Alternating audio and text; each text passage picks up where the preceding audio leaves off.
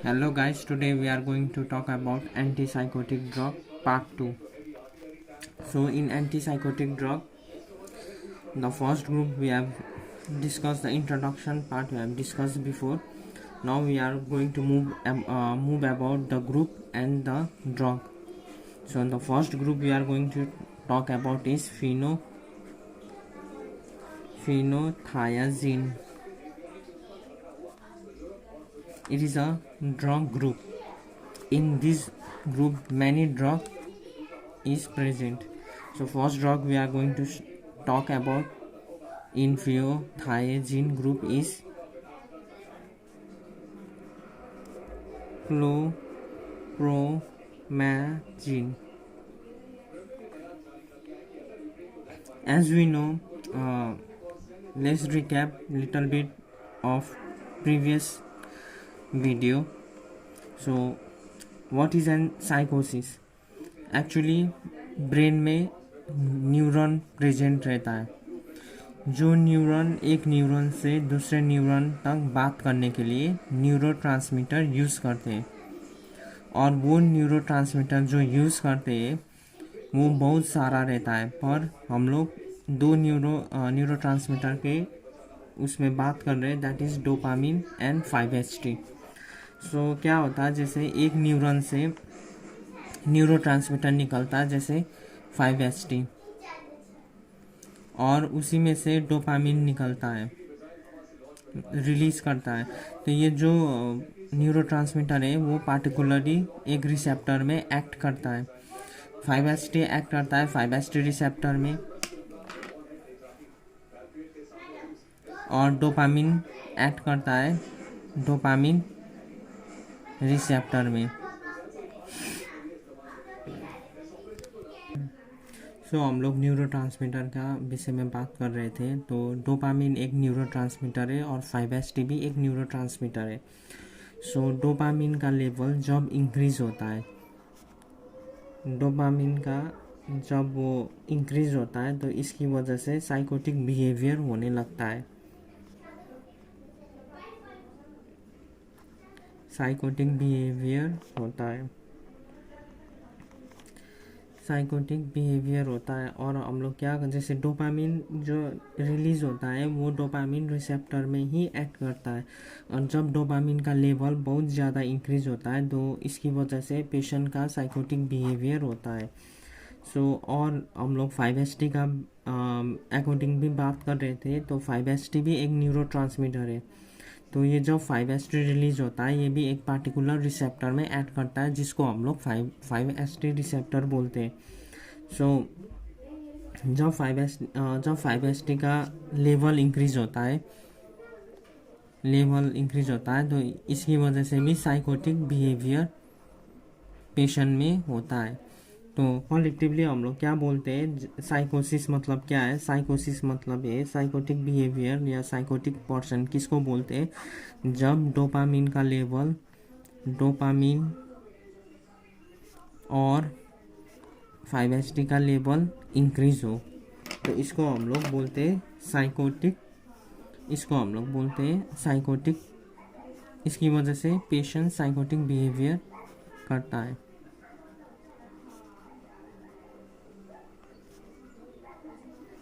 फिर हम लोग ड्रग का ग्रुप डिस्कस किए, जैसे typical antipsychotic, atypical antipsychotic.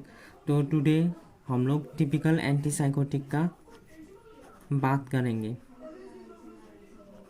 Typical antipsychotic ये एक ड्रग का ग्रुप है, टिपिकल एंटीसाइकोटिक।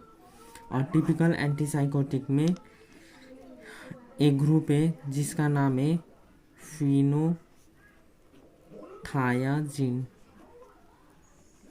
ग्रुप। और फिनोथायाजिन ग्रुप में हम लोग पहला ड्रग जो डिस्कस करेंगे वो है क्लोप्रोमैजिन। अब क्लोप्रोमैजिन क्या है? ये एक फिनोथायाजिन ग्रुप का ड्रग है, और ये कौन सा है? टिपिकल एंटीसाइकोटिक ड्रग है।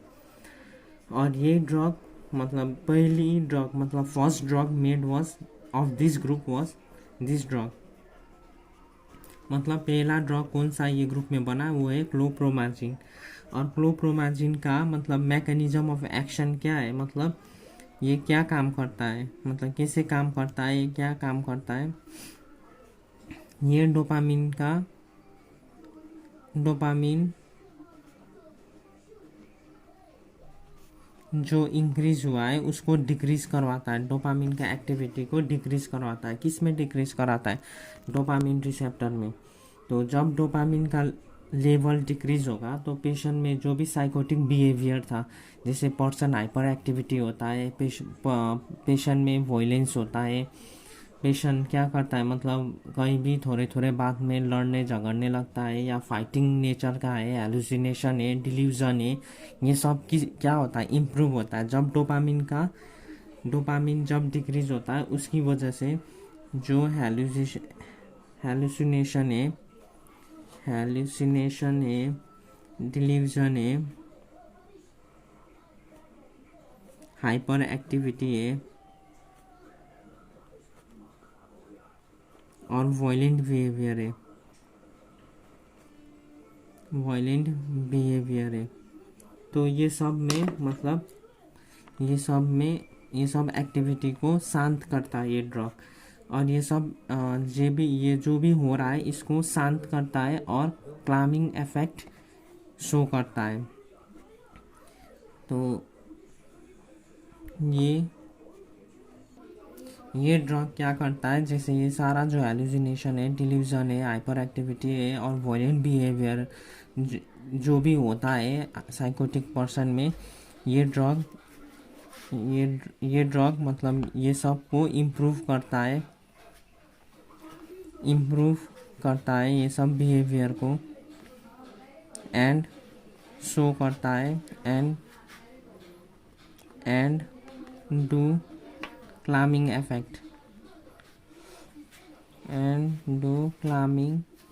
इफेक्ट मतलब ये जो भी हो रहा है उसको शांत करता है सिंपल भाषा में। और ये ड्रग की वजह से जो ये क्लोप्रोमाजिन की वजह से, सो हम लोग कंटिन्यू करते हैं। क्लोप्रोमाजिन ड्रग की वजह से, इसकी वजह से सिडेटिव इफेक्ट भी होता है, मतलब पेशेंट को नींद आना, सिडेटिव इफेक्ट भी होता है। अब सिडेटिव इफेक्ट मतलब क्या है, जैसे पेशेंट शांत हो जाता है या पेशेंट सोने लगता है, एबनॉर्मल बिहेवियर है जो मतलब उसमें कमी आता है। सिडेटिव बिहेवियर मतलब जो भी एक्साइटेड बिहेवियर था वो डिक्रीज होना, पेशेंट को सुस्ती आना, नींद आना, शांत होकर रहना, ये सब मतलब बिहेवियर एबनॉर्मल है उसको कमी, मतलब उसमें कमी आता है। ये सब में मतलब ये ड्रग हेल्प करता है। तो हम लोग जानते हैं कि ब्रेन में, जैसे ये ब्रेन हुआ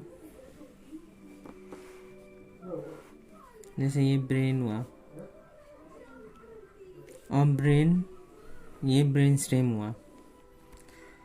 और हम लोग जानते हैं कि ब्रेन में एक एरिया है जो उसको हम लोग क्या बोलते हैं, हाइपोथैलेमस बोलते हैं। ये एरिया को हम लोग क्या बोलते हैं, हाइपोथैलेमस। और हम लोग ने प्रीवियस वीडियो में भी डिस्कस किया था हाइपोथैलेमस का मतलब फंक्शन क्या है। तो हाइपोथैलेमस जो भी है वो क्या करवाता है, इसका इंटरनल फंक्शन मतलब बॉडी का जो भी इंटरनल फंक्शन है उसको मेंटेन करता है। जैसे इंटरनल एक्टिविटी, ये क्या करता है, इंटरनल एक्टिविटी को कंट्रोल करता है।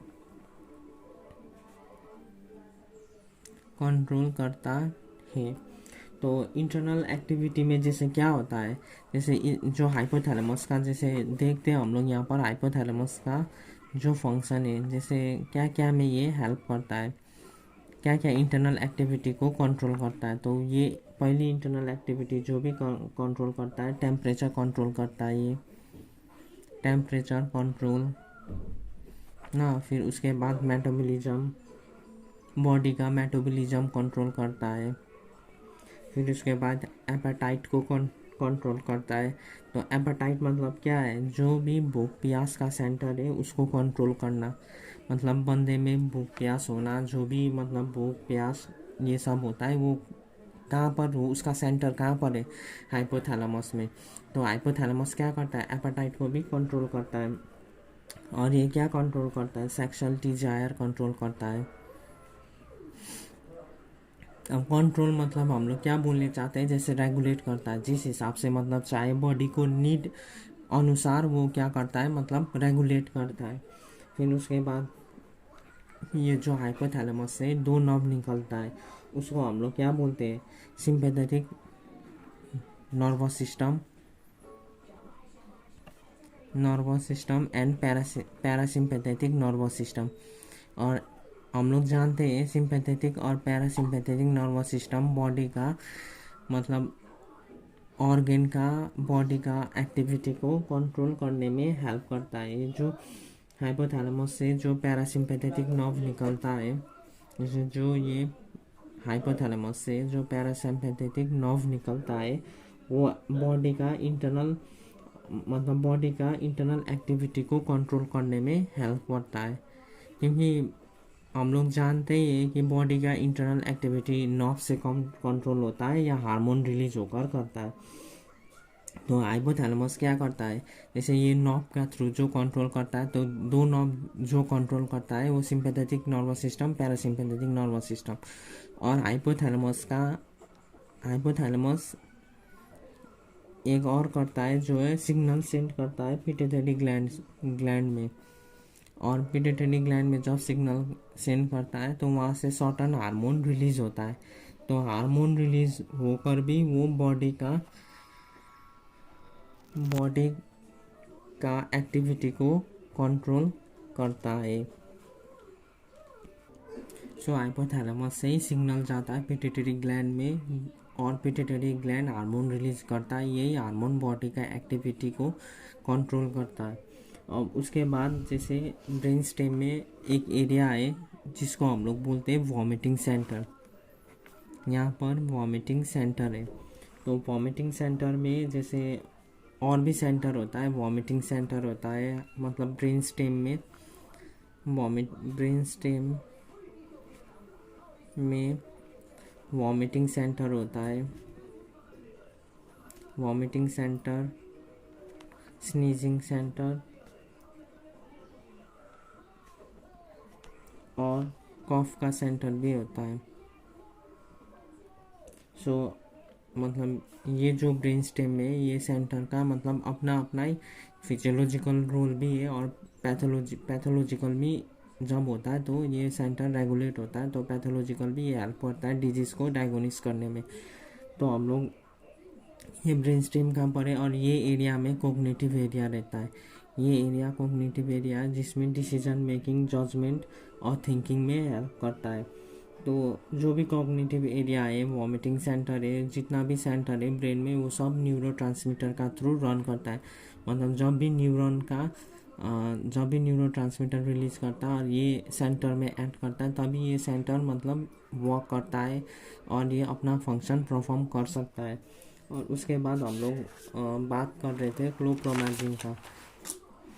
तो क्लोप्रोमाजिन में मतलब हम लोग ने डिस्कस किया था, जैसे ये पहली ड्रग था ये ग्रुप का। और ये जो भी ड्रग है ये मतलब 1950 में बना था। कहाँ पर बना था, ये फ्रांस में बना था। और ये first drug of this group. First drug of कौन सा ग्रुप आप लोग जानते हैं, मैंने डिस्कस किया था। फर्स्ट ड्रग ऑफ कौन सा ग्रुप का है, फिनोथायजिन ग्रुप का पहली दवाई ये जो एक्सीडेंटली मेड हुआ था। कौन सा ईयर में, 1950 में। कहाँ पर, फ्रांस में बना हुआ था ये ड्रग। अब उसके बाद जैसे ये ड्रग को हम लोग क्यों एक्सीडेंटली बोलते हैं, क्योंकि ये ड्रग जो बना था ये एक्चुअली ब्रेन का इचिंग सेंसेशन को मतलब, तो ये ड्रग मतलब ब्रेन का जो इचिंग सेंसेशन है, इचिंग सेंसेशन को मतलब रिड्यूस करता है। पेन और इचिंग सेंसेशन को, ब्रेन का इचिंग सेंसेशन को रिड्यूस करता है।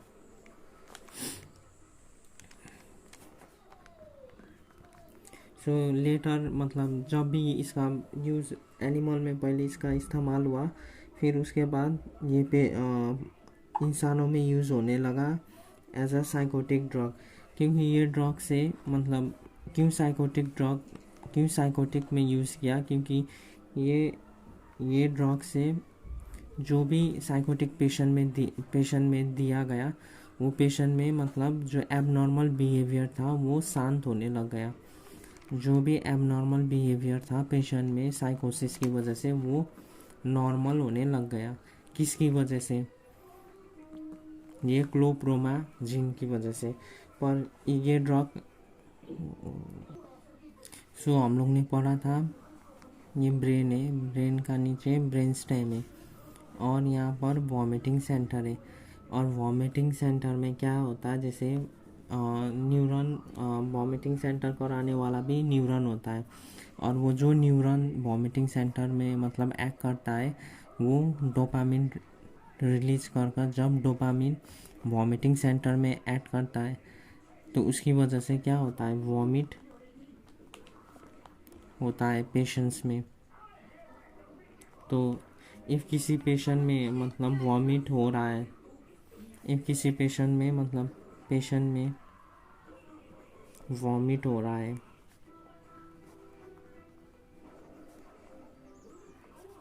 है देन डोपामिन के एक्टिविटी, मतलब वॉमिट क्या एक कारण है वॉमिट होना, कि डोपामिन का जो एक्टिविटी है, डोपामिन का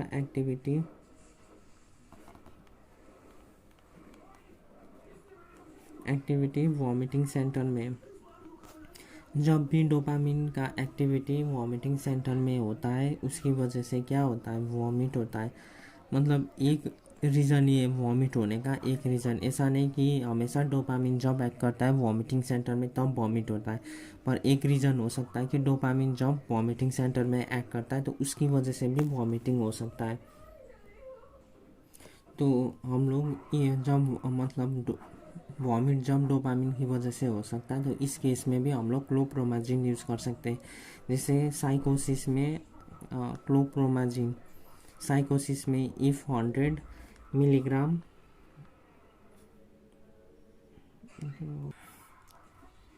जैसे 100 मिलीग्राम हम लोग साइकोसिस का केस में यूज़ कर रहे हैं। साइकोसिस का केस में हम लोग जब क्लोप्रोमाजिन 100 मिलीग्राम यूज़ कर रहे हैं, तो ये क्लोप्रोमाजिन का डोज जैसे हम लोग 10 to 25 mg ये ड्रग हम लोग एज वॉमिट रोकने के लिए, वॉमिट कंट्रोल करने के लिए यूज़ कर सकते हैं। तो ये क्लोप्रोमाजिन एंटी साइकोटिक ड्रग होते हुए ये क्या ड्रग है, एंटी एमेटिक ड्रग भी है। तो हम लोग ने जैसे क्या पढ़ा कि क्लोप्रोमाजिन है, ये साइकोसिस में तो हेल्प करता है, पर ये लो डोज में हम लोग वॉमिटिंग रोकने में भी हेल्प कर सकते हैं, क्योंकि ये जो क्लोप्रोमाजिन है, ये डोपामिन का एक्टिविटी को डिक्रीज करता है। और जब डोपामिन का एक्टिविटी डिक्रीज होता है, तो वॉमिटिंग सेंटर में भी डोपामिन का एक्टिविटी रिड्यूस होता है, बहुत ज़्यादा रिड्यूस होता है। और जब वॉमिटिंग सेंटर में डोपामिन का एक्टिविटी रिड्यूस होता है, तब क्या होता है, वॉमिट नहीं होता है।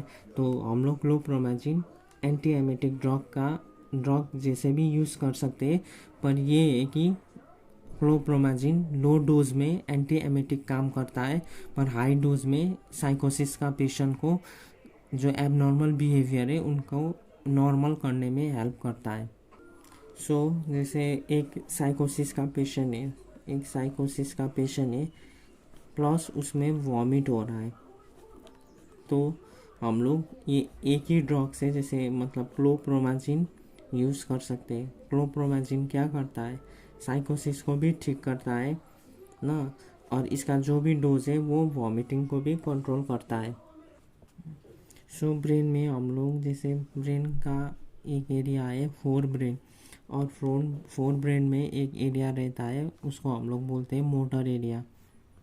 ये मोटर एरिया है, और मोटर एरिया का जस्ट बिहाइंड में एक एरिया रहता है जिसको हम लोग बोलते हैं सेंसरी एरिया। ये सेंसरी एरिया। तो जैसे मोटर एरिया क्या मतलब किस में हेल्प करता है? मोटर एरिया जैसे movement of hand, leg, face का एक्सप्रेशन हुआ, बॉडी का मूवमेंट, जो भी मूवमेंट है बॉडी का उसमें हेल्प करता है।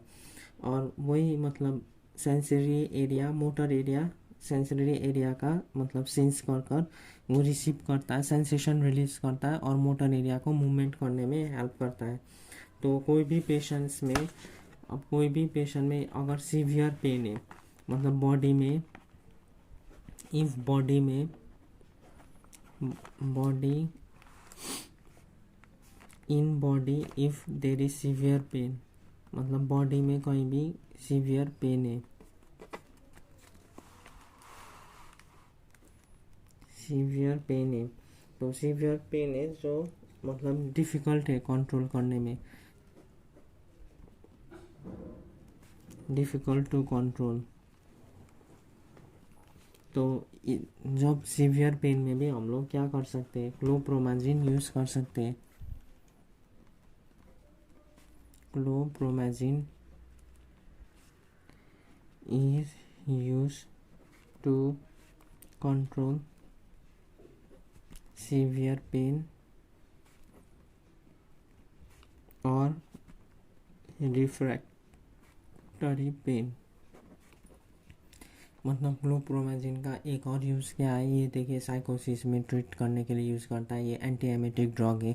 और कोई भी अगर सीवियर पेन है तो सीवियर पेन में ट्रीट करने के लिए भी क्लोप्रोमाजिन यूज़ कर सकते हैं। सो जो हम लोग मोटर एरिया का बात कर रहे थे, तो मोटर एरिया मतलब बॉडी का मसल्स का मूवमेंट में मतलब हेल्प करवाता है, वॉलंटरी एक्टिविटी करवाने में हेल्प करता है। सो हम लोग रिफ्रैक्टिव पेन तो डिस्कस किए। अब रिफ्रैक्टिव इचिंग क्या है, जैसे क्या होता है, जैसे रिफ्रैक्टिव इचिंग और साइकोजेनिक प्रूराइटस, इसमें भी हम लोग क्लोप्रोमाजिन का यूज़ कर सकते हैं। रिफ्रैक्टरी इचिंग एंड साइकोजेनिक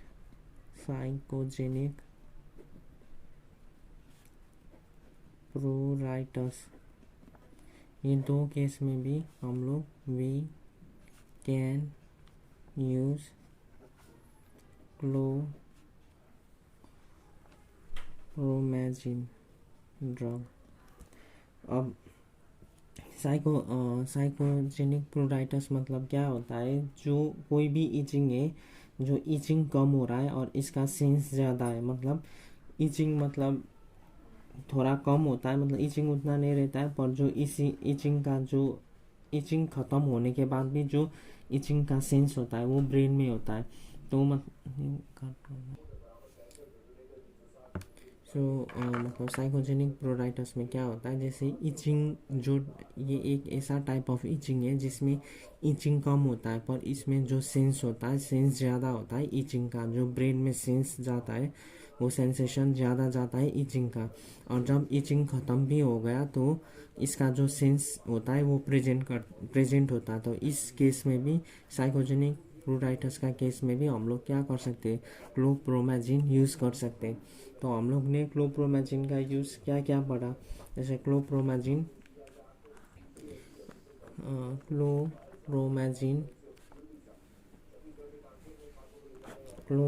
हम लोग ने मतलब क्या क्या चीज़ में ट्रीट करने में हेल्प करता है। तो ये हेल्प करता है जैसे रिफ्रैक्टिव पेन ट्रीटमेंट में हेल्प करता है, साइकोजेनिक प्रोराइटस में हेल्प करता है, साइकोजेनिक प्रोराइटस में हेल्प करता है। फिर उसके बाद ये कैंसर पेन, मतलब जो भी सीवियर टाइप ऑफ पेन है उसमें ट्रीटमेंट में यूज़ होता है। ये एंटी एमेटिक है, मतलब जो भी वॉमिटिंग सेंटर में वॉमिट हो रहा है, वॉमिटिंग सेंटर में डोपामिन का एक्टिविटी रिड्यूस कर वॉमिटिंग को कंट्रोल करने में हेल्प करता है। ये एंटी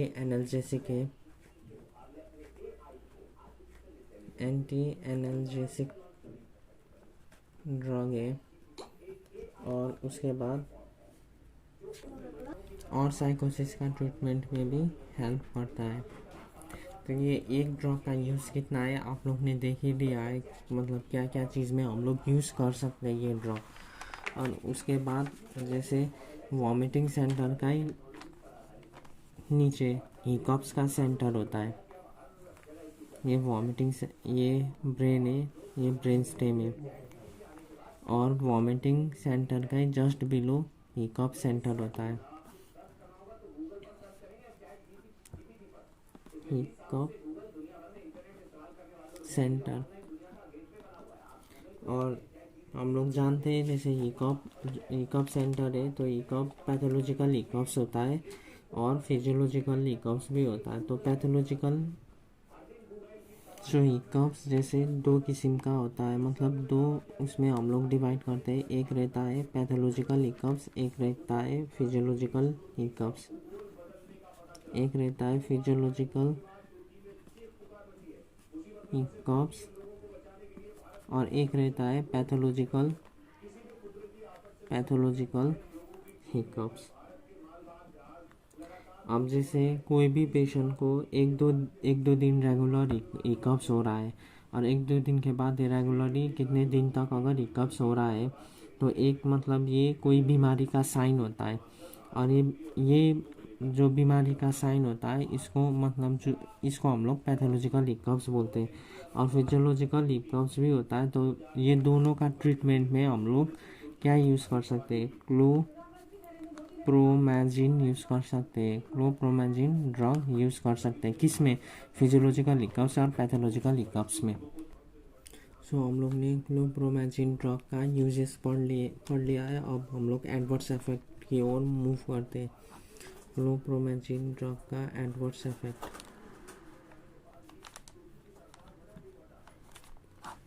तो ये ड्रग मतलब इंटरफेयर करता है बेसल गैंग्लिया में, इंटरफेयर करता है बेसल एरिया गैंग्लिया का फंक्शन में। और हम लोग जानते हैं कि बेसल गैंग्लिया यहाँ पर जैसे मोटर एरिया है, यहाँ पर बेसल गैंग्लिया है।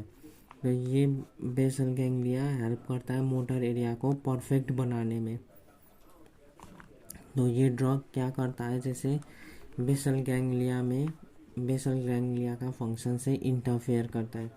और जब भी मतलब बेसल गैंग्लिया का फंक्शन से इंटरफेयर करता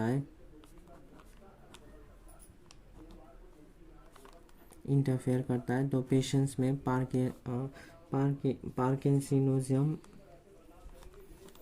इफेक्ट होता है। पार्किंसोनिज्म इफेक्ट होता है। मतलब जब भी इंटरफेयर करता है बेसल गैंग्लिया का फंक्शन से तो पार्किंसोनिज्म इफेक्ट होता है, जो हम लोग ये इफेक्ट को नहीं चाहते। और ये ड्रग इंटरफेयर करता है किसके साथ, इंटरफेयर विथ एपेटाइट सेंटर, मतलब भूख प्यास का सेंटर, सेक्सुअल एरिया के साथ, सेक्सुअल एरिया जो ब्रेन में है तो उसके साथ भी इंटरफेयर करता है। टेम्परेचर के साथ, टेम्परेचर एरिया के साथ इंटरफेयर करता है। मेटाबॉलिक एरिया में भी इंटरफेयर करता है।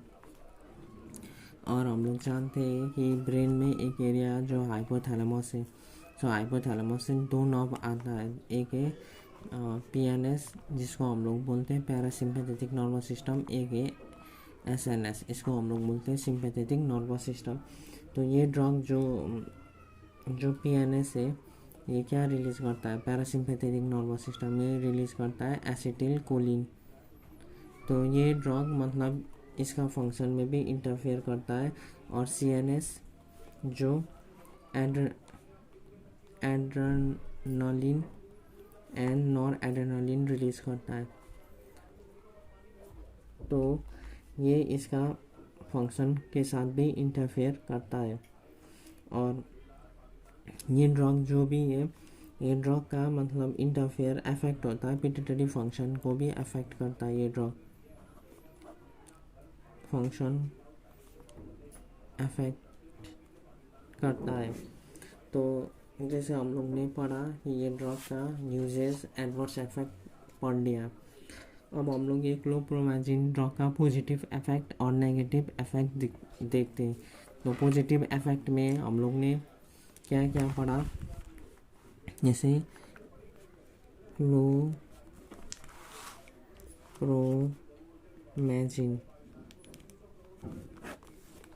इसका पॉजिटिव इफेक्ट क्या है और इसका नेगेटिव इफेक्ट क्या है। जैसे पॉजिटिव इफेक्ट में, पॉजिटिव इफेक्ट मतलब जो इफेक्ट हम लोग चाहते हैं, मतलब ड्रग से जो इफेक्ट हम लोग चाहते हैं उसको बोलते हैं पॉजिटिव इफेक्ट। तो पॉजिटिव इफेक्ट में हम लोग क्या पढ़े, use to treat साइकोसिस,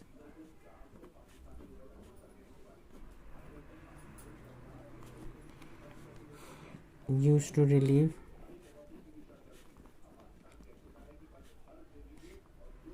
severe pain, जैसे कैंसर पेन हुआ और other type of severe pain है। हिकअप्स में हम लोग यूज़ कर सकते हैं, वॉमिटिंग में हम लोग यूज़ कर सकते हैं, ईचिंग में हम लोग यूज़ कर सकते हैं। और सम टाइम हम लोग ने ये डिस्कस नहीं किया पर हम लोग आगे डिस्कस करेंगे, हम लोग लैक्टोगॉग में भी यूज़ कर सकते हैं। और लैक्टोगॉग मतलब क्या है, लैक्टोगॉग मतलब ये क्या करता है, मतलब इसका मतलब है act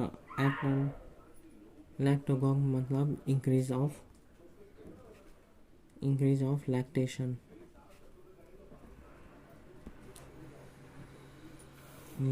increase of milk synthesis और सिक्रेशन भी इंक्रीज होता है। तो इसमें भी कभी कभी हम लोग यूज़ कर सकते हैं, इसके विषय में हम लोग आगे पढ़ेंगे। और नेगेटिव इफेक्ट में, नेगेटिव इफेक्ट मतलब क्या है, the effect which we do not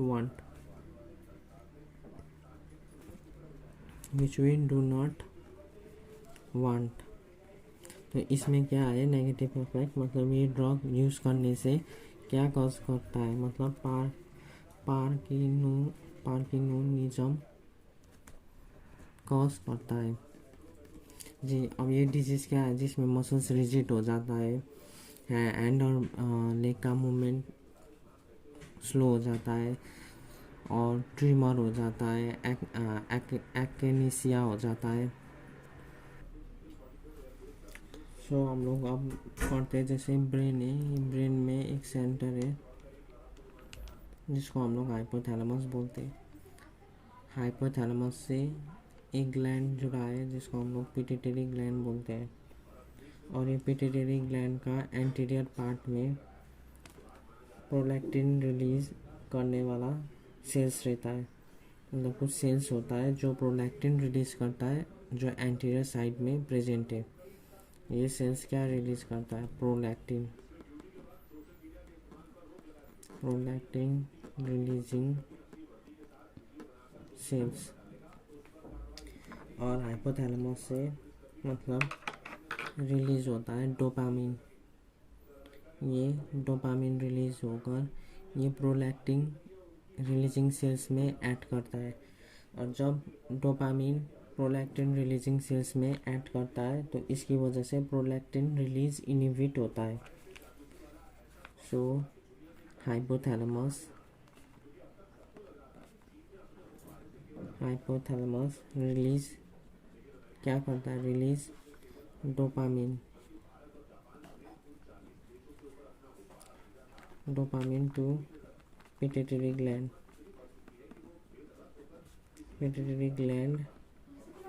in prolactin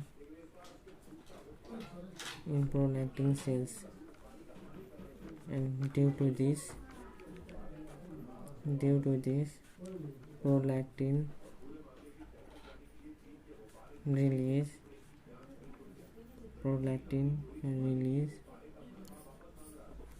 inhibit होता है। और जब प्रोलैक्टिन रिलीज नहीं होता है ब्लड में, तो ना रिलीज होने की वजह से मिल्क सिंथेसाइज होता नहीं है। Hello guys, today we are going to talk about antipsychotic drug part 2. So in antipsychotic drug, the first group we have discussed, the introduction part we have discussed before. Now we are going to move about the group and the drug. So the first group we are going to talk about is phenothiazine. It is a drug group. In this group many drug is present. So first drug we are going to talk about in phenothiazine group is chlorpromazine. As we know, let's recap little bit of previous video. So what is an psychosis? Actually brain में neuron present रहता है, जो neuron एक neuron से दूसरे neuron तक बात करने के लिए न्यूरोट्रांसमीटर यूज़ करते हैं, और वो न्यूरोट्रांसमीटर जो यूज़ करते हैं वो बहुत सारा रहता है, पर हम लोग दो न्यूरोट्रांसमीटर के उसमें बात कर रहे हैं, that is dopamine and 5-HT। सो क्या होता है, जैसे एक न्यूरॉन से न्यूरोट्रांसमीटर निकलता है जैसे 5-HT, और उसी में से डोपामिन निकलता है, रिलीज करता है। तो ये जो न्यूरोट्रांसमीटर है वो पार्टिकुलरली एक रिसेप्टर में एक्ट करता है। 5-HT एक्ट करता है 5-HT रिसेप्टर में, और डोपामिन एक्ट करता है डोपामिन रिसेप्टर में। सो हम लोग न्यूरोट्रांसमीटर का विषय में बात कर रहे थे। तो डोपामिन एक न्यूरोट्रांसमीटर है और 5-HT भी एक न्यूरोट्रांसमीटर है। सो डोपामिन का लेवल जब इंक्रीज होता है, डोपामिन का जब वो इंक्रीज होता है तो इसकी वजह से साइकोटिक बिहेवियर होने लगता है। साइकोटिक बिहेवियर होता है, साइकोटिक बिहेवियर होता है। और हम लोग क्या, जैसे डोपामिन जो रिलीज होता है वो डोपामिन रिसेप्टर में ही एक्ट करता है, और जब डोपामिन का लेवल बहुत ज़्यादा इंक्रीज होता है तो इसकी वजह से पेशेंट का साइकोटिक बिहेवियर होता है। सो और हम लोग 5-HT का अकॉर्डिंग भी बात कर रहे थे। तो 5-HT भी एक न्यूरोट्रांसमीटर है। तो ये जब 5-HT रिलीज होता है ये भी एक पार्टिकुलर रिसेप्टर में ऐड करता है, जिसको हम लोग 5-HT रिसेप्टर बोलते हैं। सो जब 5-HT का लेवल इंक्रीज होता है तो इसकी वजह से भी साइकोटिक बिहेवियर पेशेंट में होता है। तो कॉलेक्टिवली हम लोग क्या बोलते हैं, साइकोसिस मतलब क्या है? साइकोसिस मतलब है साइकोटिक बिहेवियर या साइकोटिक पर्सन किसको बोलते हैं, जब डोपामिन का लेवल, डोपामिन और 5-HT का लेवल इंक्रीज हो, तो इसको हम लोग बोलते हैं साइकोटिक, इसकी वजह से पेशेंट साइकोटिक बिहेवियर करता है।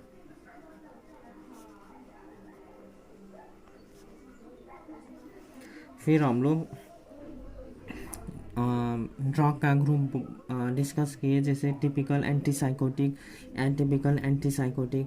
तो टुडे हम लोग टिपिकल एंटीसाइकोटिक का बात करेंगे। टिपिकल एंटीसाइकोटिक ये एक ड्रग का ग्रुप है, टिपिकल एंटीसाइकोटिक। और टिपिकल एंटीसाइकोटिक में एक ग्रुप है जिसका नाम है फिनोथायाजिन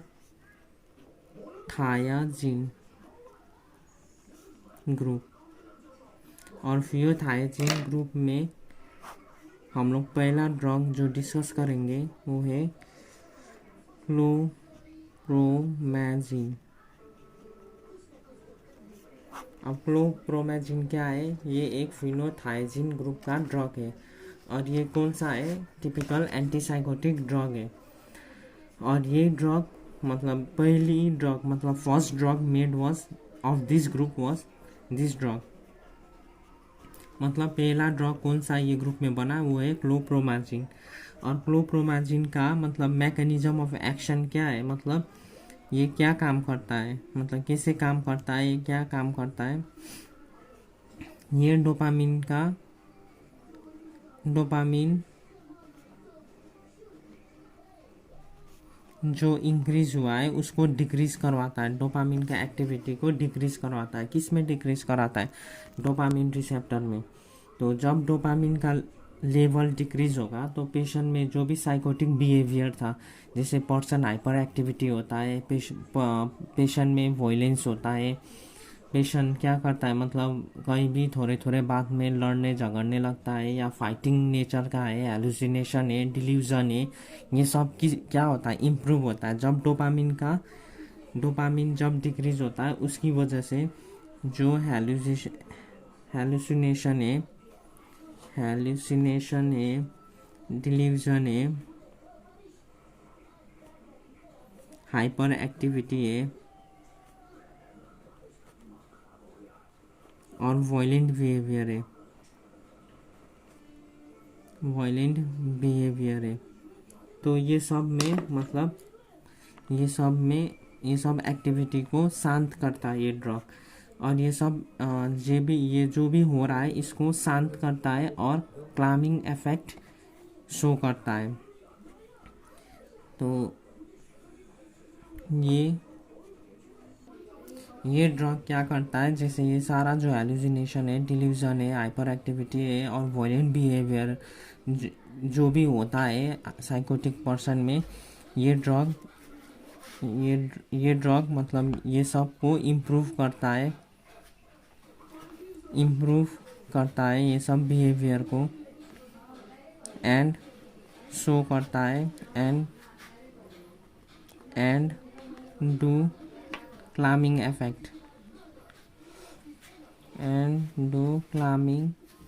इफेक्ट मतलब ये जो भी हो रहा है उसको शांत करता है सिंपल भाषा में। और ये ड्रग की वजह से जो ये क्लोप्रोमाजिन की वजह से, सो हम लोग कंटिन्यू करते हैं। क्लोप्रोमाजिन ड्रग की वजह से, इसकी वजह से सिडेटिव इफेक्ट भी होता है, मतलब पेशेंट को नींद आना, सिडेटिव इफेक्ट भी होता है। अब सिडेटिव इफेक्ट मतलब क्या है, जैसे पेशेंट शांत हो जाता है या पेशेंट सोने लगता है, एबनॉर्मल बिहेवियर है जो मतलब उसमें कमी आता है। सिडेटिव बिहेवियर मतलब जो भी एक्साइटेड बिहेवियर था वो डिक्रीज होना, पेशेंट को सुस्ती आना, नींद आना, शांत होकर रहना, ये सब मतलब बिहेवियर एबनॉर्मल है उसको कमी मतलब उसमें कमी आता है। ये सब में मतलब ये ड्रग हेल्प करता है। तो हम लोग जानते हैं कि ब्रेन में, जैसे ये ब्रेन हुआ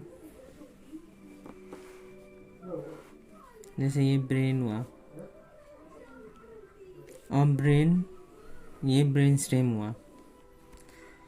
और हम लोग जानते हैं कि ब्रेन में एक एरिया है जो उसको हम लोग क्या बोलते हैं, हाइपोथैलेमस बोलते हैं। ये एरिया को हम लोग क्या बोलते हैं, हाइपोथैलेमस। और हम लोग ने प्रीवियस वीडियो में भी डिस्कस किया था हाइपोथैलेमस का मतलब फंक्शन क्या है। तो हाइपोथैलेमस जो भी है वो क्या करवाता है, इसका इंटरनल फंक्शन मतलब बॉडी का जो भी इंटरनल फंक्शन है उसको मेंटेन करता है। जैसे इंटरनल एक्टिविटी, ये क्या करता है, इंटरनल एक्टिविटी को कंट्रोल करता है।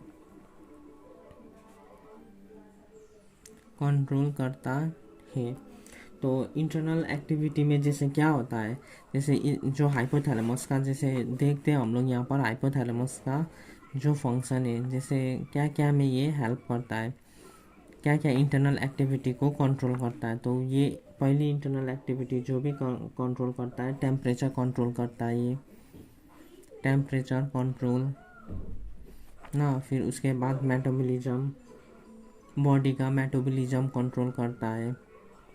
फिर उसके बाद एपेटाइट को कंट्रोल करता है। तो एपेटाइट मतलब क्या है, जो भी भूख प्यास का सेंटर है उसको कंट्रोल करना, मतलब बंदे में भूख प्यास होना, जो भी मतलब भूख प्यास ये सब होता है वो कहाँ पर हो, उसका सेंटर कहाँ पर है, हाइपोथैलेमस में। तो हाइपोथैलेमस क्या करता है, एपेटाइट को भी कंट्रोल करता है। और ये क्या कंट्रोल करता है, सेक्सुअल डिजायर कंट्रोल करता है। अब कंट्रोल मतलब हम लोग क्या बोलने चाहते हैं, जैसे रेगुलेट करता है, जिस हिसाब से मतलब चाहे बॉडी को नीड अनुसार वो क्या करता है, मतलब रेगुलेट करता है। फिर उसके बाद ये जो हाइपोथैलेमस से दो नर्व निकलता है, उसको हम लोग क्या बोलते हैं, sympathetic nervous system and parasympathetic nervous system. और हम लोग जानते हैं सिंपैथेटिक और पैरासिम्पैथेटिक नर्वस सिस्टम बॉडी का मतलब ऑर्गन का, बॉडी का एक्टिविटी को कंट्रोल करने में हेल्प करता है। ये जो हाइपोथैलेमस से जो पैरासिम्पैथेटिक नर्व निकलता है, जैसे जो ये हाइपोथैलेमस से जो पैरासिम्पैथेटिक नर्व निकलता है वो बॉडी का इंटरनल मतलब बॉडी का इंटरनल एक्टिविटी को कंट्रोल करने में हेल्प करता है। क्योंकि हम लोग जानते ही हैं कि बॉडी का इंटरनल एक्टिविटी नर्व से कम कंट्रोल होता है या हार्मोन रिलीज होकर करता है। तो हाइपोथैलेमस क्या करता है, जैसे ये नर्व का थ्रू जो कंट्रोल करता है, तो दो नर्व जो कंट्रोल करता है वो sympathetic nervous system, parasympathetic nervous system. और हाइपोथैलेमस एक और करता है जो है सिग्नल सेंड करता है पिट्यूटरी ग्लैंड में। और पिट्यूटरी ग्लैंड में जब सिग्नल सेंड करता है तो वहाँ से सर्टेन हार्मोन रिलीज होता है। तो हार्मोन रिलीज होकर भी वो बॉडी का एक्टिविटी को कंट्रोल करता है। सो हाइपोथैलेमस से ही सिग्नल जाता है पिट्यूटरी ग्लैंड में और पिट्यूटरी ग्लैंड हार्मोन रिलीज करता है। यही हार्मोन बॉडी का एक्टिविटी को कंट्रोल करता है। और उसके बाद जैसे ब्रेन स्टेम में एक एरिया है जिसको हम लोग बोलते हैं वॉमिटिंग सेंटर। यहाँ पर वॉमिटिंग सेंटर है। तो वॉमिटिंग सेंटर में जैसे और भी सेंटर होता है, वॉमिटिंग सेंटर होता है मतलब ब्रेन स्टेम में वॉमिटिंग सेंटर होता है। वॉमिटिंग सेंटर, स्नीजिंग सेंटर और कॉफ का सेंटर भी होता है। सो मतलब ये जो ब्रेन स्टेम में ये सेंटर का मतलब अपना अपना ही फिजियोलॉजिकल रोल भी है और पैथोलॉजिकल भी जब होता है तो ये सेंटर रेगुलेट होता है। तो पैथोलॉजिकल भी ये हेल्प करता है डिजीज़ को डायग्नोसिस करने में। तो हम लोग ये ब्रेन स्टेम कहाँ पर है, और ये एरिया में कोग्निटिव एरिया रहता है। ये एरिया कोग्निटिव एरिया है जिसमें डिसीजन मेकिंग, जजमेंट और थिंकिंग में हेल्प करता है। तो जो भी कॉग्निटिव एरिया है, वॉमिटिंग सेंटर है, जितना भी सेंटर है ब्रेन में, वो सब न्यूरोट्रांसमीटर का थ्रू रन करता है। मतलब जब भी न्यूरोट्रांसमीटर रिलीज करता है और ये सेंटर में ऐड करता है तभी ये सेंटर मतलब वर्क करता है और ये अपना फंक्शन परफॉर्म कर सकता है। और उसके बाद हम लोग बात कर रहे थे क्लोप्रोमाजिन का। तो क्लोप्रोमाजिन में मतलब हम लोग ने डिस्कस किया था, जैसे ये पहली ड्रग था ये ग्रुप का। और ये जो भी ड्रग है ये मतलब 1950 में बना था। कहाँ पर बना था, ये फ्रांस में बना था। और ये first drug of this group. First drug of कौन सा ग्रुप आप लोग जानते हैं, मैंने डिस्कस किया था। फर्स्ट ड्रग ऑफ कौन सा ग्रुप का है, फिनोथायजिन ग्रुप का पहली दवाई ये जो एक्सीडेंटली मेड हुआ था। कौन सा ईयर में, 1950 में। कहाँ पर, फ्रांस में बना हुआ था ये ड्रग। अब उसके बाद जैसे ये ड्रग को हम लोग क्यों एक्सीडेंटली बोलते हैं, क्योंकि ये ड्रग जो बना था ये एक्चुअली ब्रेन का इचिंग सेंसेशन को मतलब, तो ये ड्रग मतलब ब्रेन का जो इचिंग सेंसेशन है, इचिंग सेंसेशन को मतलब रिड्यूस करता है। पेन और इचिंग सेंसेशन को, ब्रेन का इचिंग सेंसेशन को रिड्यूस करता है।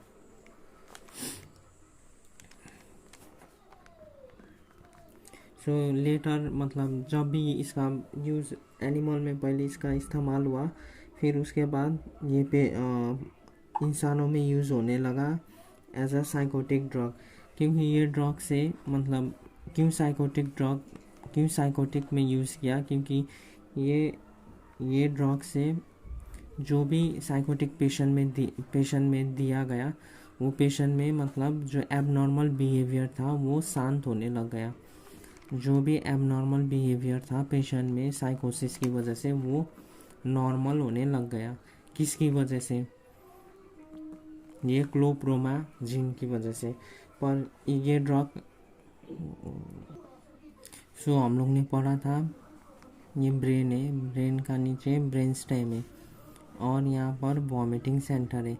और वॉमिटिंग सेंटर में क्या होता है, जैसे न्यूरॉन, वॉमिटिंग सेंटर कराने वाला भी न्यूरॉन होता है, और वो जो न्यूरॉन वॉमिटिंग सेंटर में मतलब एक्ट करता है, वो डोपामिन रिलीज कर जब डोपामिन वॉमिटिंग सेंटर में एक्ट करता है, तो उसकी वजह से क्या होता है, वॉमिट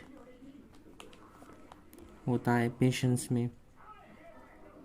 तो इफ़ किसी पेशेंट में मतलब वॉमिट हो रहा है, किसी पेशेंट में मतलब पेशेंट में वॉमिट हो रहा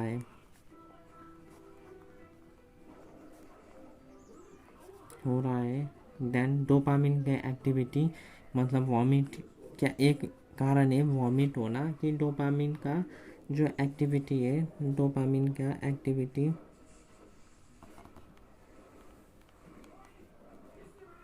एक्टिविटी वॉमिटिंग सेंटर में, जब भी डोपामिन का एक्टिविटी वॉमिटिंग सेंटर में होता है, उसकी वजह से क्या होता है, वॉमिट होता है। मतलब एक रीज़न ये वॉमिट होने का, एक रीज़न ऐसा नहीं कि हमेशा डोपामिन जब एक्ट करता है वॉमिटिंग सेंटर में तब वॉमिट होता है, पर एक रीज़न हो सकता है कि डोपामिन जब वॉमिटिंग सेंटर में एक्ट करता है तो उसकी वजह से भी वॉमिटिंग हो सकता है। तो हम लोग ये जब मतलब वॉमिट जब डोपामिन की वजह से हो सकता है, तो इस केस में भी हम लोग क्लोप्रोमाजिन यूज़ कर सकते हैं। जैसे साइकोसिस में क्लोप्रोमाजिन, साइकोसिस में इफ़ 100 मिलीग्राम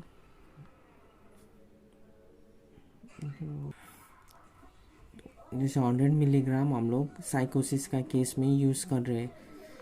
साइकोसिस का केस में हम लोग जब क्लोप्रोमाजिन 100 मिलीग्राम यूज़ कर रहे हैं, तो ये क्लोप्रोमाजिन का डोज जैसे हम लोग 10 to 25 mg ये ड्रग हम लोग एज वॉमिट रोकने के लिए, वॉमिट कंट्रोल करने के लिए यूज़ कर सकते हैं।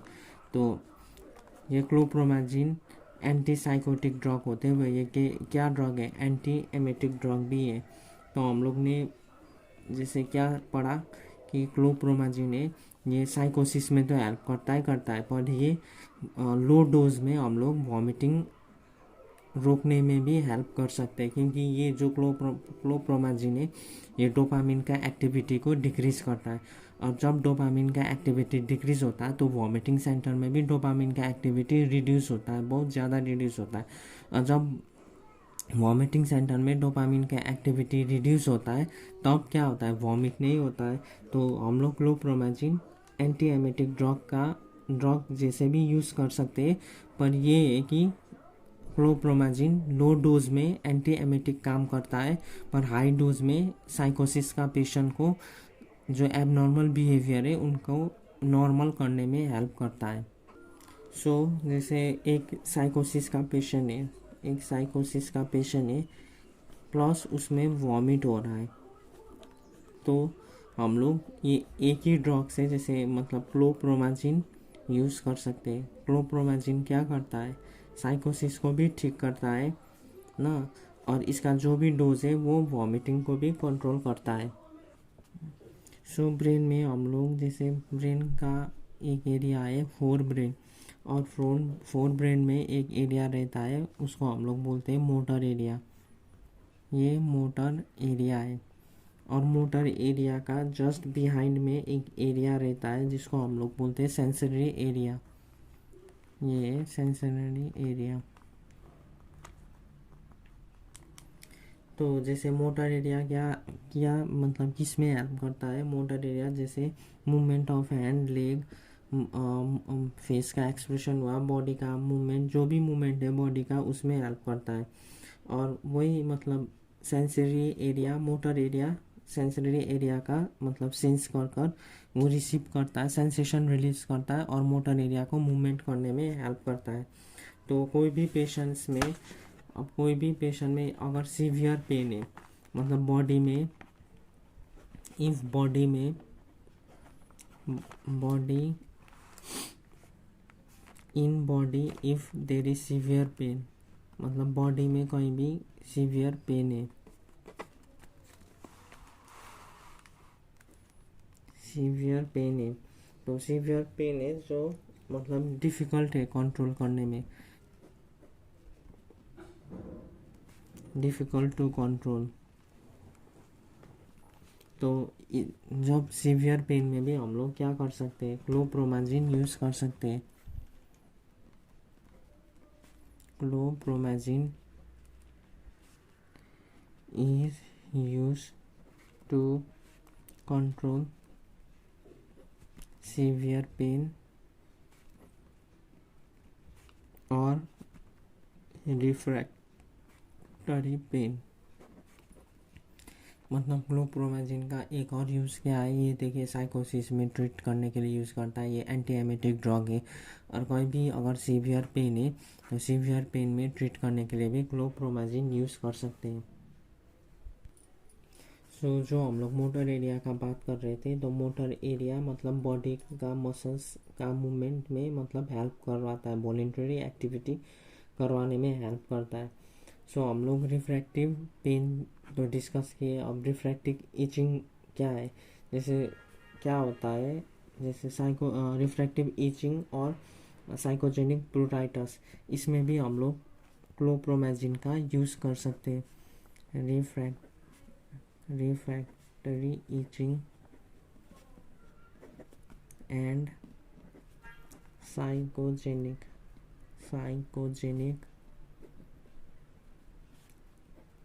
प्लूराइटिस, ये दो केस में भी हम लोग वी कैन यूज क्लोप्रोमाजिन ड्रग। अब साइकोजेनिक प्लूराइटिस मतलब क्या होता है? जो कोई भी इचिंग है, जो इचिंग कम हो रहा है और इसका सेंस ज़्यादा है, मतलब इचिंग मतलब थोड़ा कम होता है, मतलब इचिंग उतना नहीं रहता है, पर जो इसी इचिंग का जो इचिंग ख़त्म होने के बाद भी जो इचिंग का सेंस होता है वो ब्रेन में होता है। तो मतलब साइकोजेनिक प्लूराइटिस में क्या होता है? जैसे इचिंग जो, ये एक ऐसा टाइप ऑफ इचिंग है जिसमें इचिंग कम होता है पर इसमें जो सेंस होता है सेंस ज़्यादा होता है इचिंग का, जो ब्रेन में सेंस जाता है वो सेंसेशन ज़्यादा जाता है इचिंग का। और जब इचिंग ख़त्म भी हो गया तो इसका जो सेंस होता है वो प्रेजेंट होता है। तो इस केस में भी साइकोजेनिक प्लूराइटिस का केस में भी हम लोग क्या कर सकते हैं? क्लोप्रोमाजिन यूज़ कर सकते हैं। तो हम लोग ने क्लोप्रोमाजिन का यूज़ क्या क्या पढ़ा? जैसे क्लोप्रोमाजिन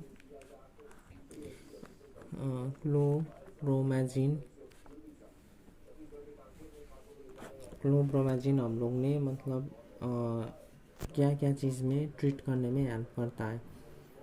तो ये हेल्प करता है जैसे रिफ्रैक्टिव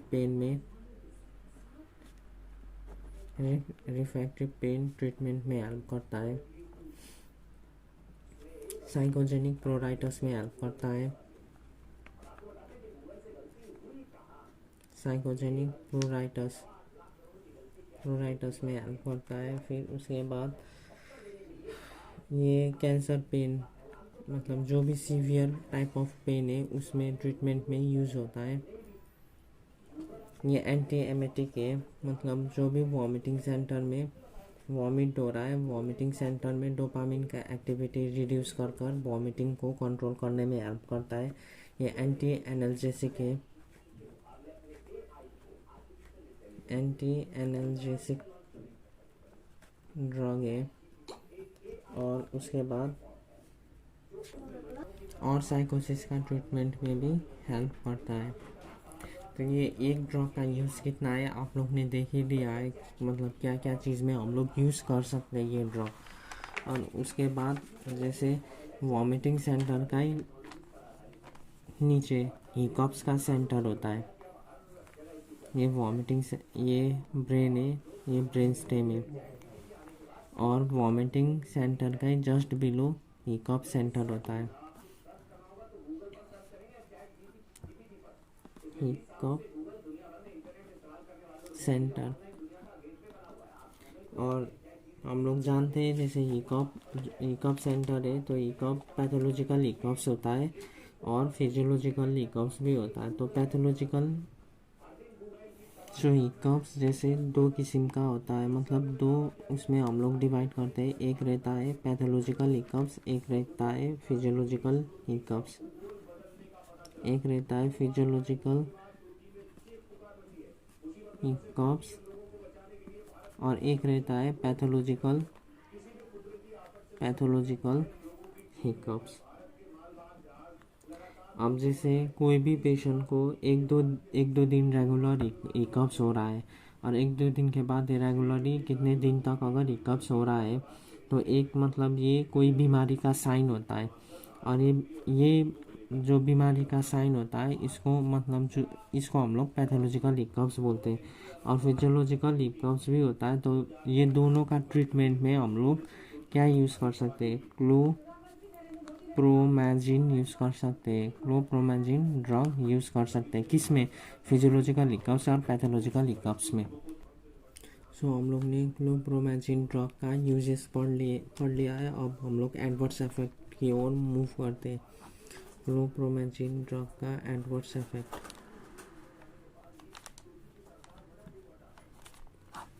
तो ये ड्रग मतलब इंटरफेयर करता है बेसल गैंग्लिया में, इंटरफेयर करता है बेसल एरिया गैंग्लिया का फंक्शन में। और हम लोग जानते हैं कि बेसल गैंग्लिया यहाँ पर जैसे मोटर एरिया है, यहाँ पर बेसल गैंग्लिया है। तो ये बेसल गैंग्लिया हेल्प करता है मोटर एरिया को परफेक्ट बनाने में। तो ये ड्रग क्या करता है, जैसे बेसल गैंग्लिया का फंक्शन से इंटरफेयर करता है। और जब भी मतलब बेसल गैंग्लिया का फंक्शन से इंटरफेयर